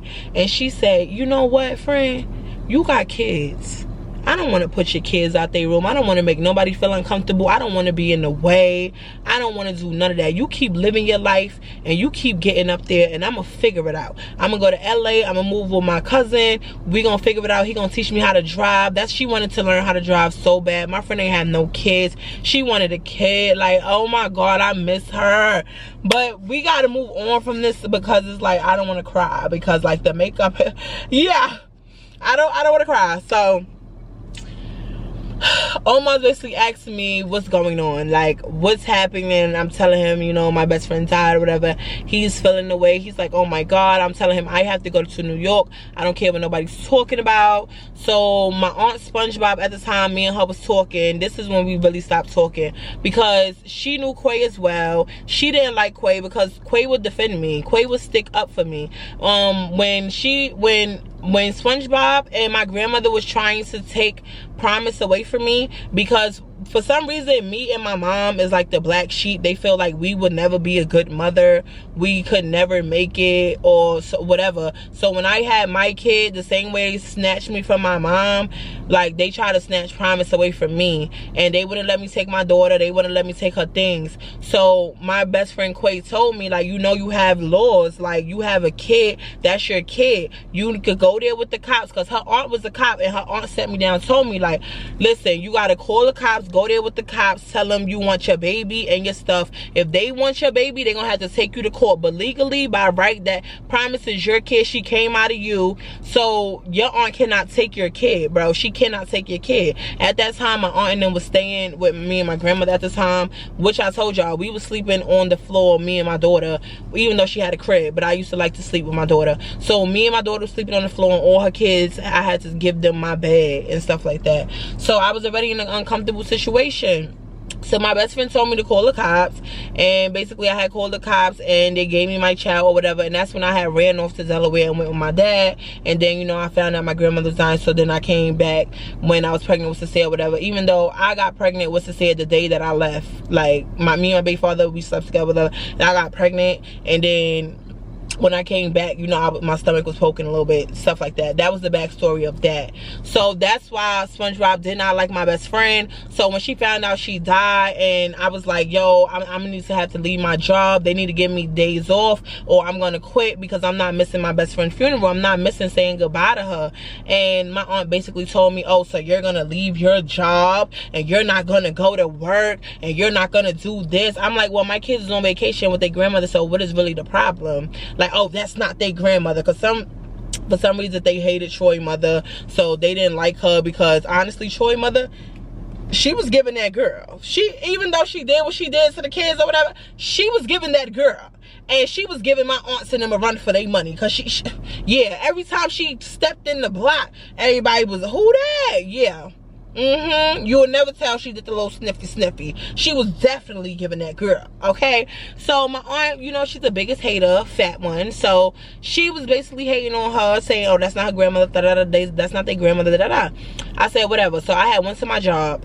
I told my job what was the situation. They gave me 3 days. They said, you have 3 days, go to the funeral, come back, because I told them it was in New York, so, you know, I was going to need time to travel, whatever. So at that time, the week before that, they had wound up messing up my check at my job. So this week coming up, they had put the 2 things, because they messed up my check, then I did some overtime. So altogether, my check was like $9.50 that week. $9.50. I was living it. And it was only $9.50 because they messed up my first check, so they owed me all that money. They owed me over 40 hours. How did you mess up my check and only pay me for 10 hours? Like, I was really mad. I really wanted to quit then, but I said, no, it's gonna be worth it if I stay. So that happened or whatever. My aunt hits me up, and she's like, oh, you're really gonna leave your job and come to New York for your friend's funeral? I said, my job gave me 3 days off. What's the problem? She's like, first of all, I would never do that. People die every day. People die every day. It's not that serious.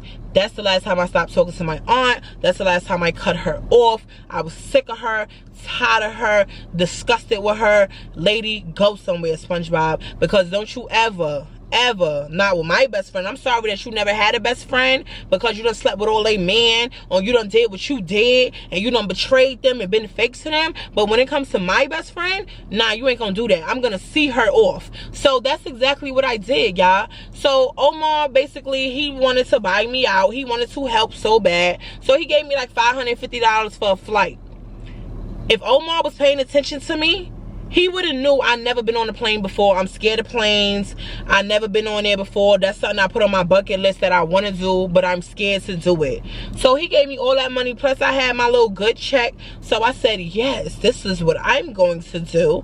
Boom. I got on a $50 China bus, y'all.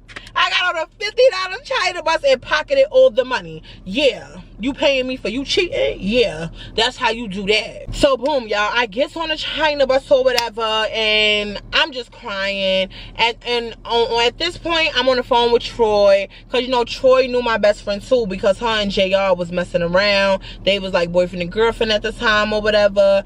And let me tell you something about my best friend Quay.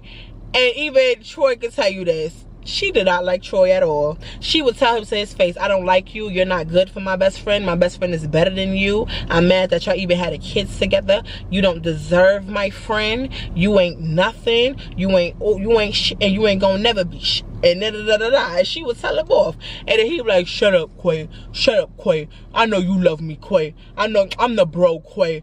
And she'd be like, shut up. Let me get a blunt. Like, that's how I love me some Quay. She used to be like, best friend, when you frying some chicken, I'm coming over with the Henny and the blunt. Like, what's up? You want to go shopping? You don't got no money right now, best friend? I got you. What you need? You need those shoes? I got you. All right, so you want to, yo, she used to go half and half with me on my kids' Jordans when they was just born. She like, yo, best friend, you can promise Jordans I get Sincere's? Or you want to do Sincere's, not do prom? Let me know, best friend. You want me to do both?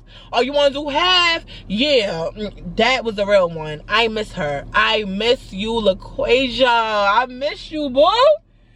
Damn, miss asthma. I hate asthma. So yeah, so that happened or whatever. Like I said, I called Troy on the phone. You know, he got his little tears or whatever, because even though she didn't like him or whatever, we all had memories with Quay. We loved Quay. We all brawled together. Like, we was in our feelings deep. So boom, I get to New York. I go visit my kids first, and Troy's mother's like, she's dogging me. I hope you not think you taking these kids, because I want these kids, because I miss my kid. Okay, I'm not taking them. So I asked the kids, you know, do y'all want to stay down here? Y'all want to go back to the South with mommy? And they like, no, we want to stay in New York. No, daddy come and taking us to the pool. No, we don't want to leave. No, we want to see our other sister, which is Kat's daughter, which is Troy's other baby mother. Hey, we want to see our sister. We want to do this. So I'm like, okay, cool. Go ahead, do that. Do what y'all need to do. Do what y'all need to do. I'm gonna go check on some family, because y'all, I only had 3 days, but I didn't even stay 3 days. So I got there that day, right? I got there in the daytime. So that's day 1. I got there. So I went to my aunt house, whatever, took a shower, freshened up. This was the aunt house that Baby D mom. So I was like, I looked around, I said, damn, where I'ma sleep at? You know, Firecracker got her main couch. Everybody just couching it up. So I'm like, damn, well, where I'ma sleep? I'm like, well, I do got enough money to get a hotel, but you know how the hotels be in New York, and then you a female by yourself, so you ain't trying to get trafficked or whatever. So then you like, oh man, so what I'm gonna do? So then I'm like, oh, well, I got this other friend, I'm gonna go try to stay at my other friend's house. So then I had went, you know, freshened up, changed my clothes, left my suitcase at my own house, whatever, said my highs, whatever like that. The funeral was the next day. So I had wound up taking an Uber. I had Uber the whole time I was down there. I didn't take not one train, one bus, because I was in South Carolina for 2 years, so I forgot how to travel on a bus. I'm not gonna lie. I could have pulled it up on my phone, but I didn't feel like the trains were safe. This is the time everybody was getting pushed in the tracks, and I was just trying to make it to my friend's funeral safe and back home. So I Ubered the whole way. I didn't carry no cash on me. I didn't want to get robbed, nothing. And I was looking fly. Your girl was looking fly. Your girl was looking New York fly. Boom. So that happened or whatever. I did see Troy because Troy had the kids. So when I did go over there, Troy was over there, and you know, he, oh, look at my baby mother, you looking good. All his friends like, who that, Charisma? Yeah, baby, the glow up. What happened? Yeah, I know. Or like, you would have thought I was the red carpet in that bitch. So he like, oh yes, now I remember why I made you my baby mother. I remember why I want to marry you. Nigga, bye. Where's all the potential baby mothers? Where attitude? Where all of these people at? Like, so that happened or whatever. I see them, everything cordial, everything copacetic. I leave. I take a Uber and I go to my friend's house. Right? We just gonna call her Sexy Red. So so I go to my friend's Sexy Red house, and you know the vibes is vibing. You know, I got a little drinky drink, and everybody's chilling at the time. You know, Quay, me and her, we was ganja smokers like crazy. So I said, I know I don't smoke, but I gotta put one in the air for the ganja. I gotta put one in the air for the ganja.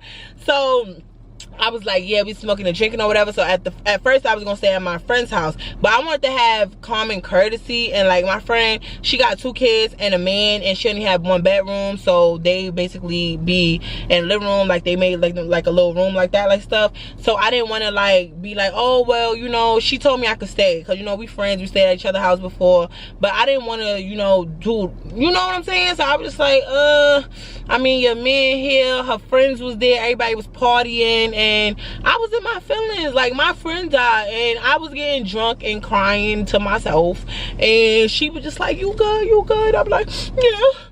Just imagine me with the cup. Yeah, I'm good. Yeah, how you been, friend? Yeah. Like, I was not okay. So all this is going on. I'm just like, you know what, I'm drunk as hell. I'm ready to go to sleep. I'm about to just crash out. And then again, I'm thinking like, damn, her friend's loud, they not leaving no time soon. And then one of her friends got into it with the other friend, and then they was about to fight. I said, nah, I didn't come down here for this. So I called Troy. I'm like, what are you doing? He's like, oh, I'm at home, what's going on? I'm like, I don't know, I just need you right now. Dumb moment. Charisma, dumbest moment of your life. So Troy's like, no, I'm like, I just need you right now. Like, I can't believe my best friend. So, you know, he's sniffling a little bit. He like, yeah, like, that was your bitch. Like, I remember, like, like, we just, you know, we in our feelings. So he told me the address. He like, just pull up or whatever, you gonna be good. I'm gonna make sure you good, whatever. Like I said, funeral was the next day. This is all happening the first day I came down to New York. So this happens or whatever. I take the Uber to Troy's house or whatever.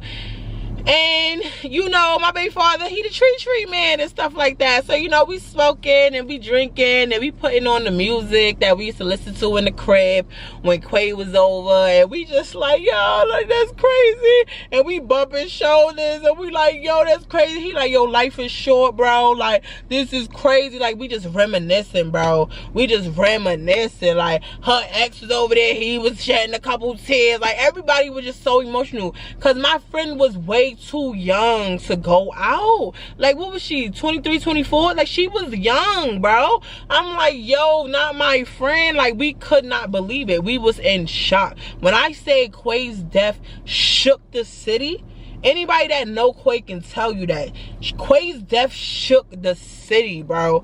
It was like, what? Not Quay. Like, no, not the Uggs and the Pal. My bestie always kept herself on fleek, bro. So we was just like, oh my god, like, this can't be real. Like, tell me I'm dreaming. So in that moment, y'all, we just getting drunk, we smoking, we reminiscing. One thing led to the other, and next thing you know, I was on that like rode it like a rodeo, and I rode that cock like a rodeo, and I rode that cock like a rodeo, and I rode that like a rodeo. So yeah, that happened or whatever. We ain't gonna get into too much details. What I will say is, anytime in life that I have ever slept with my baby father, I always caught major feelings behind it. It was like, oh yes, he did the thing. It was that. It was at that very moment when, after we was done doing what we was doing, I realized, did I ever really even love Troy, or was it a lust thing? Cause you know, he know what he's doing. But was it just a lust thing? Because after we was done doing what we was doing, you know, he was all in his feelings, like, yeah, I'm gonna get my family back. He thought we was a couple and everything. Oh, I remember why you my baby mother. Oh yeah, like, yeah. Oh my god, oh yeah. And I'm just looking like, baby, I have no feelings behind this. Like, I literally was in a vulnerable moment. My friend is gone. I don't know what to do. A shoulder to cry on was a cock to ride on. And yeah, I didn't have no feelings behind it. And I told him that. And he just couldn't believe it. He's like, nah, you know, you missed that. And I'm just like, Okay, so the next morning got up and I act just like a dude, bro. I got up. He said, where you going? Because I started getting dressed and stuff, start scrambling, getting my stuff together. He like, where you going? I said, my friend's funeral is in 2 hours. I'm going to freshen up, get ready, take a shower, whatever like that, pack my suitcase so I could leave. He like, but ain't you supposed to be staying till tomorrow? I said, I'm not staying till tomorrow. After I go to her funeral, I'm out. I'm bouncing. I'm going. So he like, all right, well, I'm gonna freshen up, I'm gonna take a shower, we gonna meet up with JR and them, and we gonna all go to the funeral together. So I'm like, cool. So like I said, he trying to kiss me goodbye and stuff. I'm just like, like, what you doing? What you doing? I literally had no feelings towards it. It was like, I dead treated him like a dude. I was like, oh, so what you finna do? Putting on my sneakers and stuff. You know how they say when you go to a boy's house and they want you to leave, so they try to kick you out or whatever. Now, he had to kick me out. I was kicking myself out. I said, oh, so what you finna do? Oh, all right, well, I'm finna go this way. I'm finna do that. So he walked me to my Uber or whatever, talking about, give me a hug. Why? So that happened or whatever, freshen up or whatever, go to the funeral. We didn't even go stay for the funeral. I went to the wake actually, because the funeral was like 10 minutes after. And once I seen my friend in the casket, I couldn't see her like that. I said no. I want to remember my friend how she was. So I went up to the casket, I said my goodbyes to her. I cried a lot. I think some tears dropped on her damn makeup, like, I don't know. But I always was scared of funerals, so I did not walk directly up to the casket, but I went to view, and I'm like, friend, I love you, but I can't do that. And they were trying to drag me to the thing, and I'm like, I can't see her like that. Like, I'm scared, bro. The first and last funeral I've been to is my mom's boyfriend, and we went to the casket, and for the next couple of weeks after his funeral, anytime I would close my eyes, I would see him laying there, like as if we were still in the funeral home. He would be in my closet. Every time I would go in the bathroom, get out my car, fly, damn. Every time I would go in the bathroom, I would see him laying there. Like, it was so scary. I would be scared to sleep at night. So I said, I'm not gonna give myself nightmares. So, you know, I wish my friend goodbyes or whatever like that. I seen a whole bunch of fake people coming to the funeral that my friend didn't even like. And I'm just looking at them. They're like, oh, Charisma. And I'm just like, Quay didn't even like you. What you doing here? Then you sleep with her man? Like, what you doing? Like, I was like, yeah, I'm going. So Troy and them, they basically, it was Troy, I think I named her Missy from that, my fake friend, whatever. I think I named her that. No, Joy, I think was her name, Joy. So it was me, Joy, and JR or whatever. And it's crazy because Joy messed with Quay, and so did JR, and now they was messing with each other. That is so crazy. So we all went, we said our goodbyes or whatever. They had walked me to Uber. So Troy, he just keep hugging on me. He like, come on, I can't believe you leaving. You gonna take me with you? I'm gonna go with you. And I'm like, nah, I'm not with all that. You can't change your life in New York. You definitely can't change your life in the South. And the AIDS rates in the South is way bigger than it is out here in New York. So you might want to stay where you at, because I don't want to catch nothing, and this family is never gonna work out. Like, this is not a family thing. All we did was have sex. I didn't have no emotions behind it. It was what it was. And he could not accept that. He was like, no, but you're supposed to feel this way, and we need our family back, and I love you, and baby, I love you too. I love you too, but I'm gonna love you from a distance, because I can't be with you. You're never gonna change. You're always gonna do me filthy. I put up with too much with you, and that's why you're going to keep the cycle going. So I can't trust myself to even be with you or trust you. So I'm not gonna take you back to the South with me. So, you know, he got his little tears in his eyes or whatever. Joy, they all like fake crying. Charisma, you leaving already? You supposed to stay to the mall? Nah, it's nothing here in New York for me but my kids, and my kids want to stay. So I'm gonna let them finish it out, but it's nothing here for me. It's nothing here for me. Like, I want to go home. Like, the South is my home now. New York is not my home anymore. It stinks out here. Like, the energy was so thick as soon as I got to the New York. I was like, everybody's so mean. Everybody bumping shoulders and pushing and staring. Like, it was just crazy. I'm used to the South now, where everybody like, hey girl, how you and the kids? And don't even know me and the kids. Oh, nice teeth. nice car, nice booty. Like, everybody just so nice, and I just love that. So I came on back to the South. Troy kept texting me, kept calling me. He had called me one time. He's crying. Why didn't you take me back with you to the South? Why would you leave me here? You always doing me like that. I want my family. Girl, your kids is in New York, baby. You got all the family you need. Stop calling my phone. I'm trying to deal with crazy Omar, because when I got back, Omar swore we was still going to be together, yo. He's still, mind you, I didn't tell myself my baby father, because let me tell you something. I was single. See, when he went to Atlanta on me, he was in a full-blown relationship with me. He left me for another girl. But let me tell you something. When I went to New York, I was single. I can do whatever I want to do. I can do whatever I want to do whenever I wanted to do it, baby. I was single. Single, okay? So a couple weeks passed or whatever. Everything is still going good. I'm still working or whatever. Trell's still over there. Troy, everything is good. So y'all, at this point, once I got back to the South, I had two men manipulating me. So you had Omar Stalker coming to the door talking about some, we need to just be together. I didn't do you as bad as your baby father and your ex did you. I didn't do this to you. All I did was leave to Atlanta. That don't make it right, dummy. And then Troy on the other end of the line talk about, we should be a family again. Why would you leave me here? Oh, so you got some of that good and you can't handle it. How you say it with him? All right. So he like, oh, we need to be a family. Life too short. Your best friend just died. Don't try to manipulate me with my best friend, because you know my best friend ain't even like you, Troy. Don't do it. Don't do it. Don't do it before I have Quay come and take you out right now.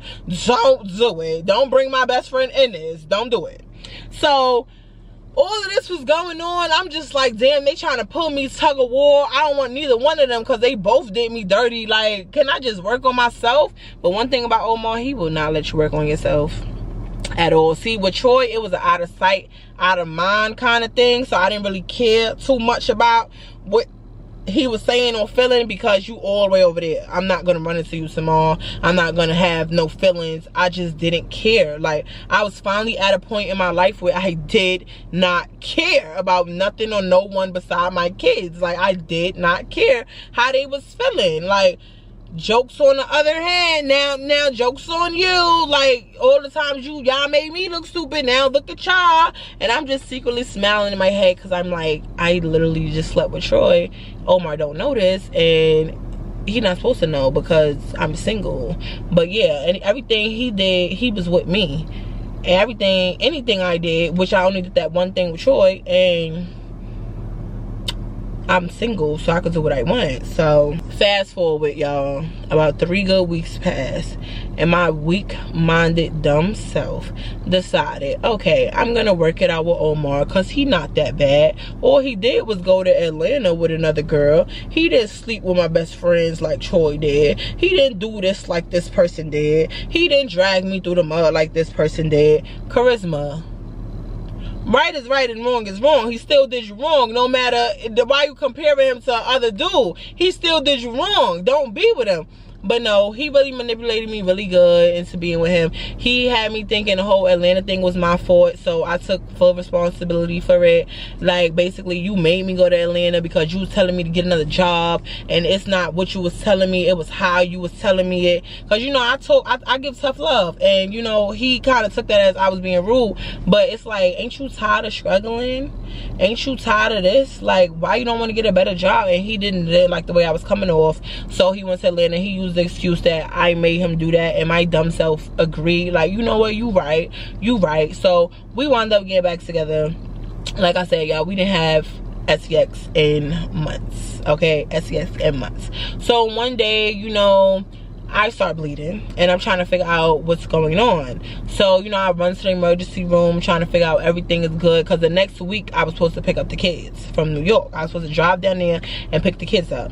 So I started bleeding or whatever, and I go to the emergency room. So the doctors come in, whatever, they do all types of tests or whatever, because they couldn't figure out what was going on. So the doctors come in or whatever, they got this little cupcake thing with a candle on it, and it's 4 of them. They come in and they like, yeah, congratulations. And I'm like, congratulations, but like, tell me why I'm bleeding, bro. Like, what's really going on? So they like, yes, you're 8 weeks pregnant. And I'm like, I put 2 and 2 together, y'all. And I slid down the wall, started crying. All the doctors was looking at me so confused. They was like, what's wrong? Like, what happened? I'm like, no. Yeah, I was in my feelings. I said, no. I said, please. I need to get an abortion, please. I can't do this. I just took Omar back. Y'all don't understand. The doctor's like, huh? What are you talking about? I said, my boyfriend is crazy. When I was single, I did it with my ex. And then my ex, oh my God, this Troy baby, oh my God, kill me. And I can't do this, please. I need an abortion. They like, no, it don't work that way out here. You can't just sign up for that. First of all, you got to 14 weeks. Yeah, you got to go to a certain place and you got to pay this much and you got to pay this and you got to do this and you have to have all of this before you go. And I'm just like, please, no, please don't tell me. I am freaking out, y'all. I'm having anxiety attack to the point where they put some medicine in me and they put my ass to sleep. I went to sleep. I said, I was just freaking out, like hitting them. They kept coming towards me. I'm just on the floor crying, y'all. Like, when I say crying, I was crying because I knew Troy was a damn daddy. And it was nothing I can do about it. And let me tell you something. My mother used to have jokes because she used to say, oh, don't talk to my daughter. Don't go near my daughter. You know, if you go near my daughter, she get pregnant. And that's true. I'm very, very, very, very fertile. You can sneeze on me and I'm pregnant. That's why I be like, I'm keeping this birth control in because I don't know. A nigga bumped me too hard in the street. I just might have twins. So I was like, oh my God. So Omar called me or whatever. He asked me, is everything all right? And I'm like, I'm pregnant. And I just start crying. He is so excited. He like, yes. Oh my God, this could be my son. Oh my God, yes. I'm trying to explain to him that it ain't even his. He hangs up the phone on me. And I guess he gets to calculating and he gets to thinking. So he called back. Once he called back, because mind you, I had woke up, this is some hours later. Once I had woke up out the coma they put me in and every type of stuff. Once he had called back, y'all, I'm on the phone like, oh. And he like, yo, as soon as I pick up, I'm like, hello? He like, hold on. You say you 8 weeks. 8 weeks ago, I was in Miami. I'm in my head like, yeah, you was in Miami on the pier, hugged up, kissing that girl. Yeah, I remember. But I didn't want to bring that up because I knew this was a serious situation.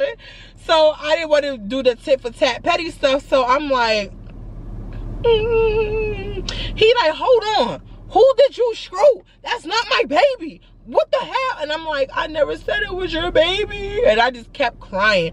And he's trying to understand. He said, Charisma, 8 weeks ago, you was in New York. I was in Miami. What are you doing, Charisma? And I'm like, I don't know. He's like, bro, I swear to God, if you slept with your baby father, bro. I said, it's not my baby father, baby. It's not my baby father, baby. Y'all, I done pinned the baby on the dude at work. The one I said y'all I slept with just one time I was messing with him. Y'all, we used to call him everything. So I even called the dude to try to get him to take my side just in case Omar run into him or anything. Because Omar went to that job after he found out I was pregnant to try to work there just so he could catch on to who dude was so he could do something to him. So I was telling dude, like, please, if somebody actually say you my baby father, like, I don't know. He's like, girl, we won't count him. Like, I didn't even know all of that. Like, that's not my kid. I'm like, yes, it is your kid. Yes, it is your kid. Because if he found out that it's Troy kid, I'm dead. I'm dead. I'm never gonna see my kids. So you better tell him that this your kid. Shut up. Stop talking. So yeah, I done pinned the baby on a whole different dude. Woo! Oh my God, the Lord strike me. I pinned the baby on a whole different dude just so I wouldn't be unalive, y'all. Like, seriously, I was thinking about my safety because I already knew Charisma, that's Troy kid. And then on top of that, I was like, yeah, like, tripping. So that happened or whatever. Omar was really, really angry. He was really mad. Like, And I had to tell him, like, you mad? All of this transpired because you ended up in Atlanta. You did all this. You did that. I got in my feelings one night. I got vulnerable, and boom, I didn't mean to get pregnant. I wasn't trying to get pregnant. You know what I'm saying? Like, I wasn't, you know what I'm saying? And it's crazy because all this time I had went to Pink and I had went bra shopping. And when I had did what I did with Troy, I had left one of my bras there. So Troy is hitting me up telling me, like, you know, when you was here, you had left one of your bras here. I'm like, put it in the kid's bag. Just send it with them when I pick them up. Like, it doesn't even matter. So I breaks the news to Troy. I'm like, yeah, you know I'm pregnant, right? And he like, oh my God, yes, it's finally gonna be my boy. He had the same reaction as Omar. This is finally gonna be my boy. Oh my God. I'm like, no, it's not your baby. It's not your baby. He like, what you mean? Yes, it is my baby. I'm like, no, it's not. It's not your baby. It's somebody in the South. Like, you don't even know this dude. Like, he worked with me. Like, you tripping. So he like, no, Charisma, that's my kid. That gotta be my kid, because 8 weeks ago you was right here getting them things bust 8 weeks ago. You're capping. And I'm like, this is not your kid. Like, leave me alone. Stop talking to me. It's not your kid. Like, stop playing with me. So I'm like, we could get a DNA test if you really think that's your kid. He like, I don't need a DNA. I already know it's my kid. I'm like, no, we need to get a DNA test to be sure, because really this is not your kid though, for real. Like, so Troy kept getting mad because he kept trying to say this is my kid, and I kept saying this is not your kid, but really it was his kid. But you don't take care of the one you got, so why would I put another one on you and you're not gonna take care of her? But I guess I could flip that question on myself and say, Charisma, he don't take care of the one he got. He did all that to you. Why are you sleeping with him? Why are you giving him your stuff? Why are you giving him your good? Yeah, that's because at the time I didn't know my worth. I didn't know my worth. I figured, oh, I was already with him before. I slept with him before, so it don't really count. Like, if I sleep with him again, you know, like, I was a real immature way and weak-minded that I had, a way of thinking that I had. So I was like, oh, it don't really matter like that. Like, at least I don't got a new body. Like, that's what I would do. I would go backwards to any of my exes, because I'm like, well, if I sleep with them, that means I won't have a new body count. Like, why was I caring about body count? Like, girl, you grown.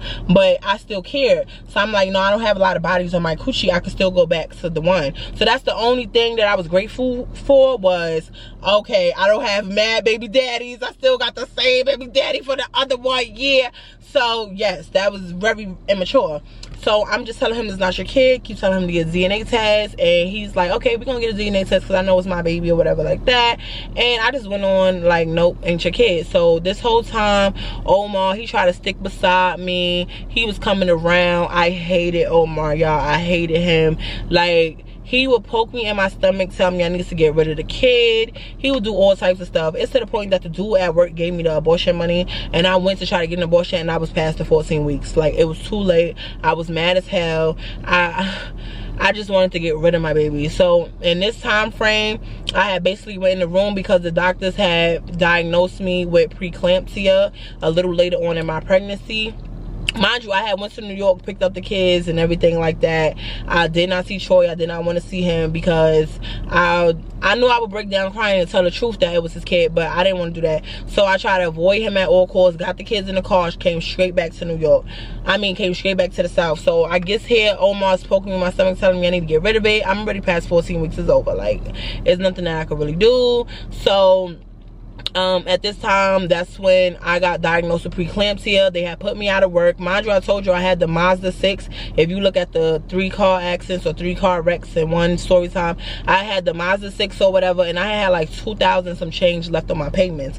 So mind you, I was working a good job and everything was good, but once I had preeclampsia, they put me out of work. They reported me, like, basically I'm a liability. I can't work. My vision would get very, very blurry, especially at night, but I would still try to drive to make money. Like, I would try to do DoorDash, Grubhub and stuff, and then I had hit somebody's car, and I was like, yeah, this is serious. I really can't drive. Like, I can't do this. So then I would try to go to all of these jobs, get jobs, look for work. I couldn't find work.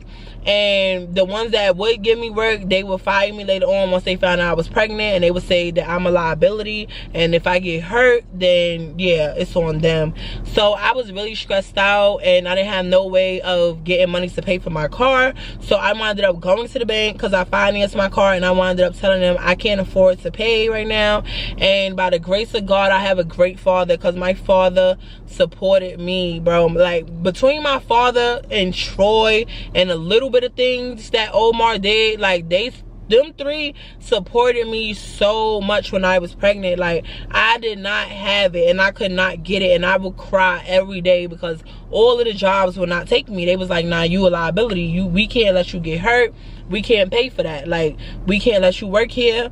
I would try to wear big shirts and go work. They would not let me work. So eventually I had got like 2 months behind on my payments, and my dad was paying it for me. And then he was like, you know what, won't I just give you the whole $2,000 something and you just pay the car off? And I'm like, no, Dad, it doesn't make sense, because then I have to keep up with insurance, and I'm not making enough of money like that. Like, I don't have the funds, bro. And you know, welfare out here, they really don't give you cash. But once I gave them the preeclampsia letter, they only gave me $200 something every first of the month. So it was like, damn, even with that, like, I'm paying bills with that little bit. So I was like, oh man. So I really was struggling, but Troy held it down, my pops held it down, Omar did a little holding it down. But yeah, like, I wouldn't even let him touch me. I was sitting in the room, I was miserable. I had to stop smoking, of course, because I was pregnant, so I didn't have an appetite. So I was getting really skinny. The doctors was getting worried about me. They were saying, you know, I'm underweight. I'm supposed to be a weight while I'm pregnant. Basically, the baby was too skinny because I couldn't eat, because I trained myself to smoke. Well, Omar trained me to live off weed, so I couldn't eat, smoke, nothing. So I was miserable. So in that time of me being in the room, I just learned to love my baby. Like, that's why I named her Blessing. I learned to love my baby. I felt her kick for the first time. Like, I would talk to her, and then my kids would come in, start talking to her, kissing my belly. And Omar hated that. He really hated that. He was like, I don't know why you kept that baby, this, that, and the third. And yeah, like, it was just a whole bunch of stuff. So for all of y'all on the last video asking me, well, who is Blessing daddy? Now you have it. Troy is Blessing's daddy. Period. And I know this gonna make Stalker mad. It's gonna make a lot of people mad. But yes. So that's why when y'all keep sending me the damn pictures, talk about Blessing look just like Harmony. Blessing is Troy's twin. What's this about, Charisma? Yeah, he the damn daddy. But I'm not gonna tell her that. She better watch this video when she get older. I'm not telling her that. Tell her just like that, your daddy died. Because what's the point of me even saying, you know, you and Harmony are the same dad? Oh, so we got two. He a dad beat the both of us. Like, yeah, it just didn't make sense. So that's what I did, y'all. I literally pinned the baby on somebody from work, and he went with it just so I wouldn't get unalived by a stalker, y'all. So at this time, I was like 7 months pregnant, and I wanted to move from this apartment, from this house so bad that I was at. And you know, I didn't have a car then because I had to give it back, and that's when Tro had his car, but he had already moved out, so I didn't want to bother him by driving me everywhere. And you know, when I first met Omar, he was driving my car for like a whole year, using me with my car. I had to ask to ride my own car. Him and his friends was always in my damn car. So you would think, oh, my car got taken away. I asked him, oh, could I use your car to go to storage, because I had to take my stuff to storage. He would not let me drive his car, but you was in my car. Like, what? You really start seeing people true colors when you lose what you got for real, when they don't need you. Like, you needed my car all this year, and now you don't need my car. Now you got your own car, and now I can't drive your car. He has to take me to the store. He has to see what I'm buying. He has to see what the money is in my account. He has to see everything, y'all. And it was so annoying. So I needed to get to work. So I said, you know what, I'm gonna just put on a big shirt on, some sweatpants on. I'm gonna go to this warehouse job, and I'm gonna basically tell him I'm not pregnant. Mind you, I'm about to say his name. Omar has to be the driver. Omar has to be the driver, y'all. So we driving in his car, so we start working at the same job. So I'm telling him, please don't tell nobody I'm pregnant. I really need this money to move. The security deposit was only $600 at that time, y'all. I really needed money to move. My dad was holding it down so much. He even offered to give me a security deposit, and I didn't want to do that. I wanted to try to handle things on my own. Like, I wanted to try to be grown, like do something for myself. So that was the plan. Don't tell nobody I'm pregnant. We get to the job, you know, it's a heavy lifting job. I'm picking up a box or whatever. Omar comes out of nowhere to go, oh, why y'all making my baby mother pick up heavy stuff? You know she pregnant. Why are you telling them my business? Like, I know I'm not pregnant. Mind you, I was supposed to be training to be on a forklift. So he put me on a forklift or whatever, and then he had asked me, was I pregnant?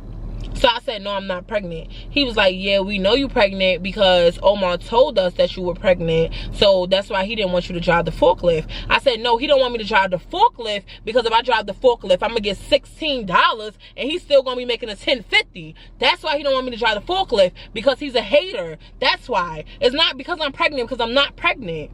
So he was like, oh, so if you're not pregnant, just give us a doctor's note and just show us, you know, that you good. No, what I gotta do all of that for? So they actually wound up letting me go. They said the same speech: you're a liability, you too many months pregnant, we can't go down like that. If a box hits you, if anything hits you. So I walked out the job crying, got in Omar's passenger seat crying, and he just so happy. He just so happy. Oh, well, if you ain't gonna work at that job, I ain't working at that job either, because they ain't finna fire my baby like that. You got me fired. All you had to do was keep your mouth closed and let me work. Let me get the security deposit. You didn't want to give me the $600. Let me just go get the security deposit. So now I'm back at home crying. I'm trying to figure out what to do. I have no income coming in. I don't want to accept the help from family. I don't want to accept the help from my father because I feel like they doing too much for me. I'm trying to, you know, get on my own feet. Like, I'm pregnant, I'm just going through it. So, you know, I hit up Troy, I tell him what's going on, and he's like, why you just didn't ask me? He's like, let me tell you something, I send you half of the security deposit and you come up with the other half, and that's how it could be. So I'm like, okay, cool. So Troy had wound up sending me $300. My dad had wound up sending me $300. Y'all, this is what I'm saying. Being with Omar blocked so many blessings. Everything kept going bad. I go to the new crib. They accepted me in the new crib and everything. They took my security deposit, all types of stuff. And I go to the new crib.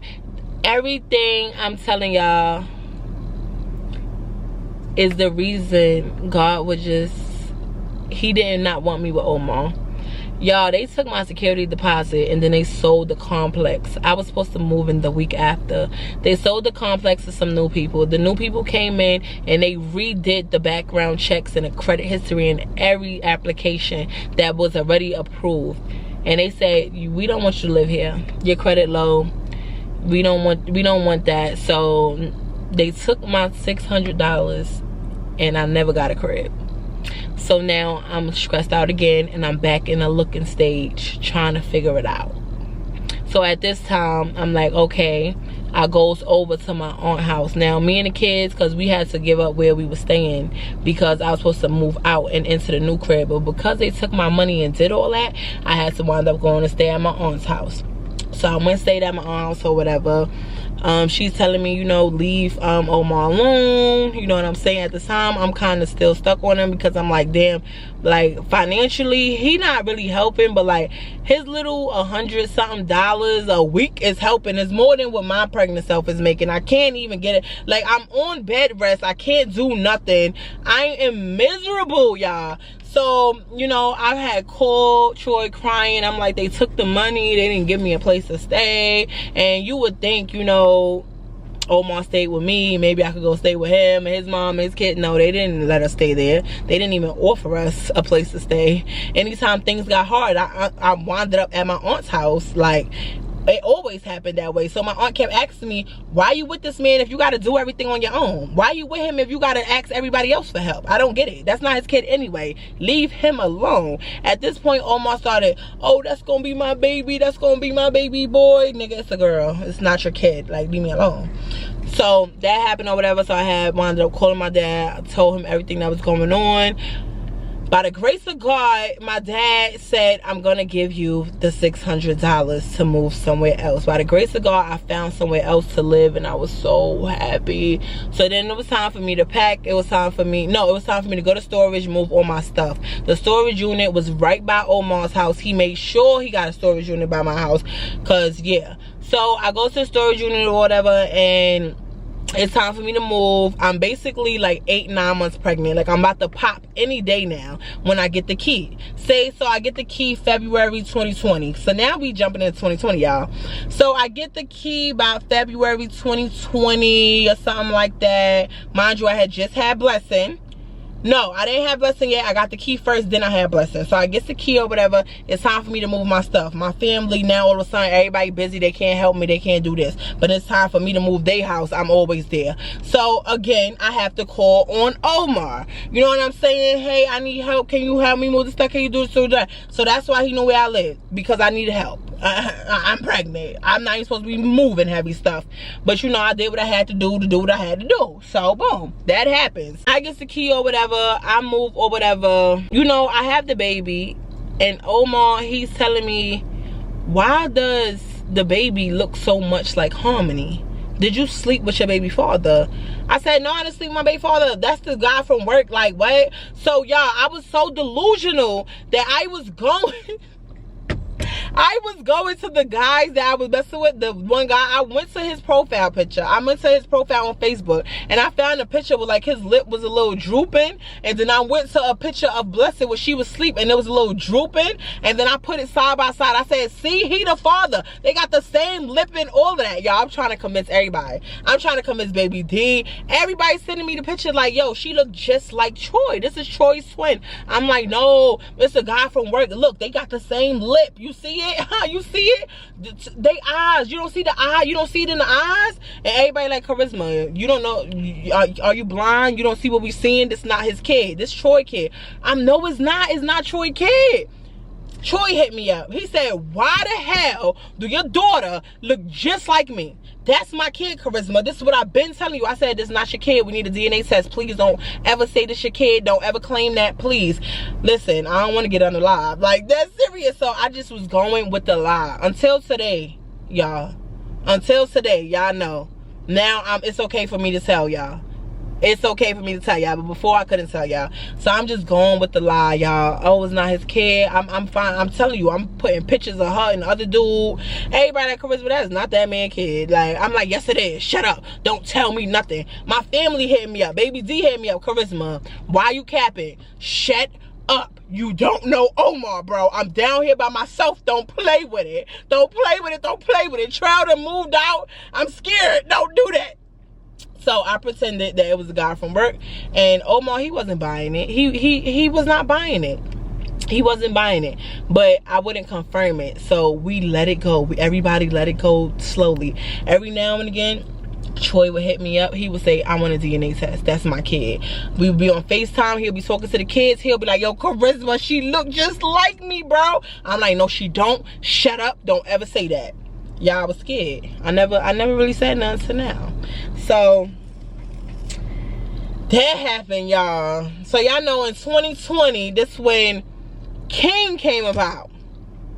But yeah, it's gonna have to be a part 2 because it's 1:56. I gotta go get my kids from school. Y'all, I've been talking since about 11:30. I know my camera burning up. I can't do this. See, I didn't want to do a 2-part. I was gonna give y'all like a 4-hour marathon, but I can't do that. I got kids come first. I gave y'all enough tea. Y'all deal with the tea. See how y'all feel about it. Comment how y'all feel about it. All judgment. Judge all you want. That's cool. That's fine. That's dandy. I know I was dumb. I know I was stupid. I know why would you have another kid with him. I already know the questions. So ask him away. And y'all gonna have to get a part 2 because I have to run and I have to get these kids because I cannot afford to be late. So I'm gonna leave y'all with that. Now y'all know who Blessed Daddy is. Now you can put 2 and 2 together. Now you got a little scoop of the scoop. Now y'all know what's going on. So you know the next episode we gonna get into the baby powder stuff, her being pregnant. It's a whole lot of drama on part 2. That video might be longer than this one because I lost track of how long this one was. So yeah, y'all. I love y'all. I'm here to stay. And yeah, y'all gonna get way more videos from me because, baby, we doing this thing. I'm back in the recording thing now. I'm feeling good. I'm about to go home, clean this makeup off, you know, probably do. See, told you I gotta pick the kids up. That alarm don't play with it. That alarm don't play with it. Look, school pickup. That alarm don't play with it. Don't play with it, don't play with it, don't play with it. And I'm recording this Monday. What's today's date? I'm recording this Monday, August 28th, and I'm supposed to post today, Monday, August 28th. So let's see if I can get this video edited and up to y'all today. Because I know I owe y'all this video today, and I don't want to disappoint y'all no more. I want y'all to be proud of me. I want y'all to be proud of me. And plus, I got all these bills to pay. Got this car payment, got the insurance, yeah. And then I got 2 cars, so it's 2, yeah. So yeah. I'll see y'all part 2. I'm sorry to leave y'all on a cliffhanger, but the kids come first. Love you, beauties.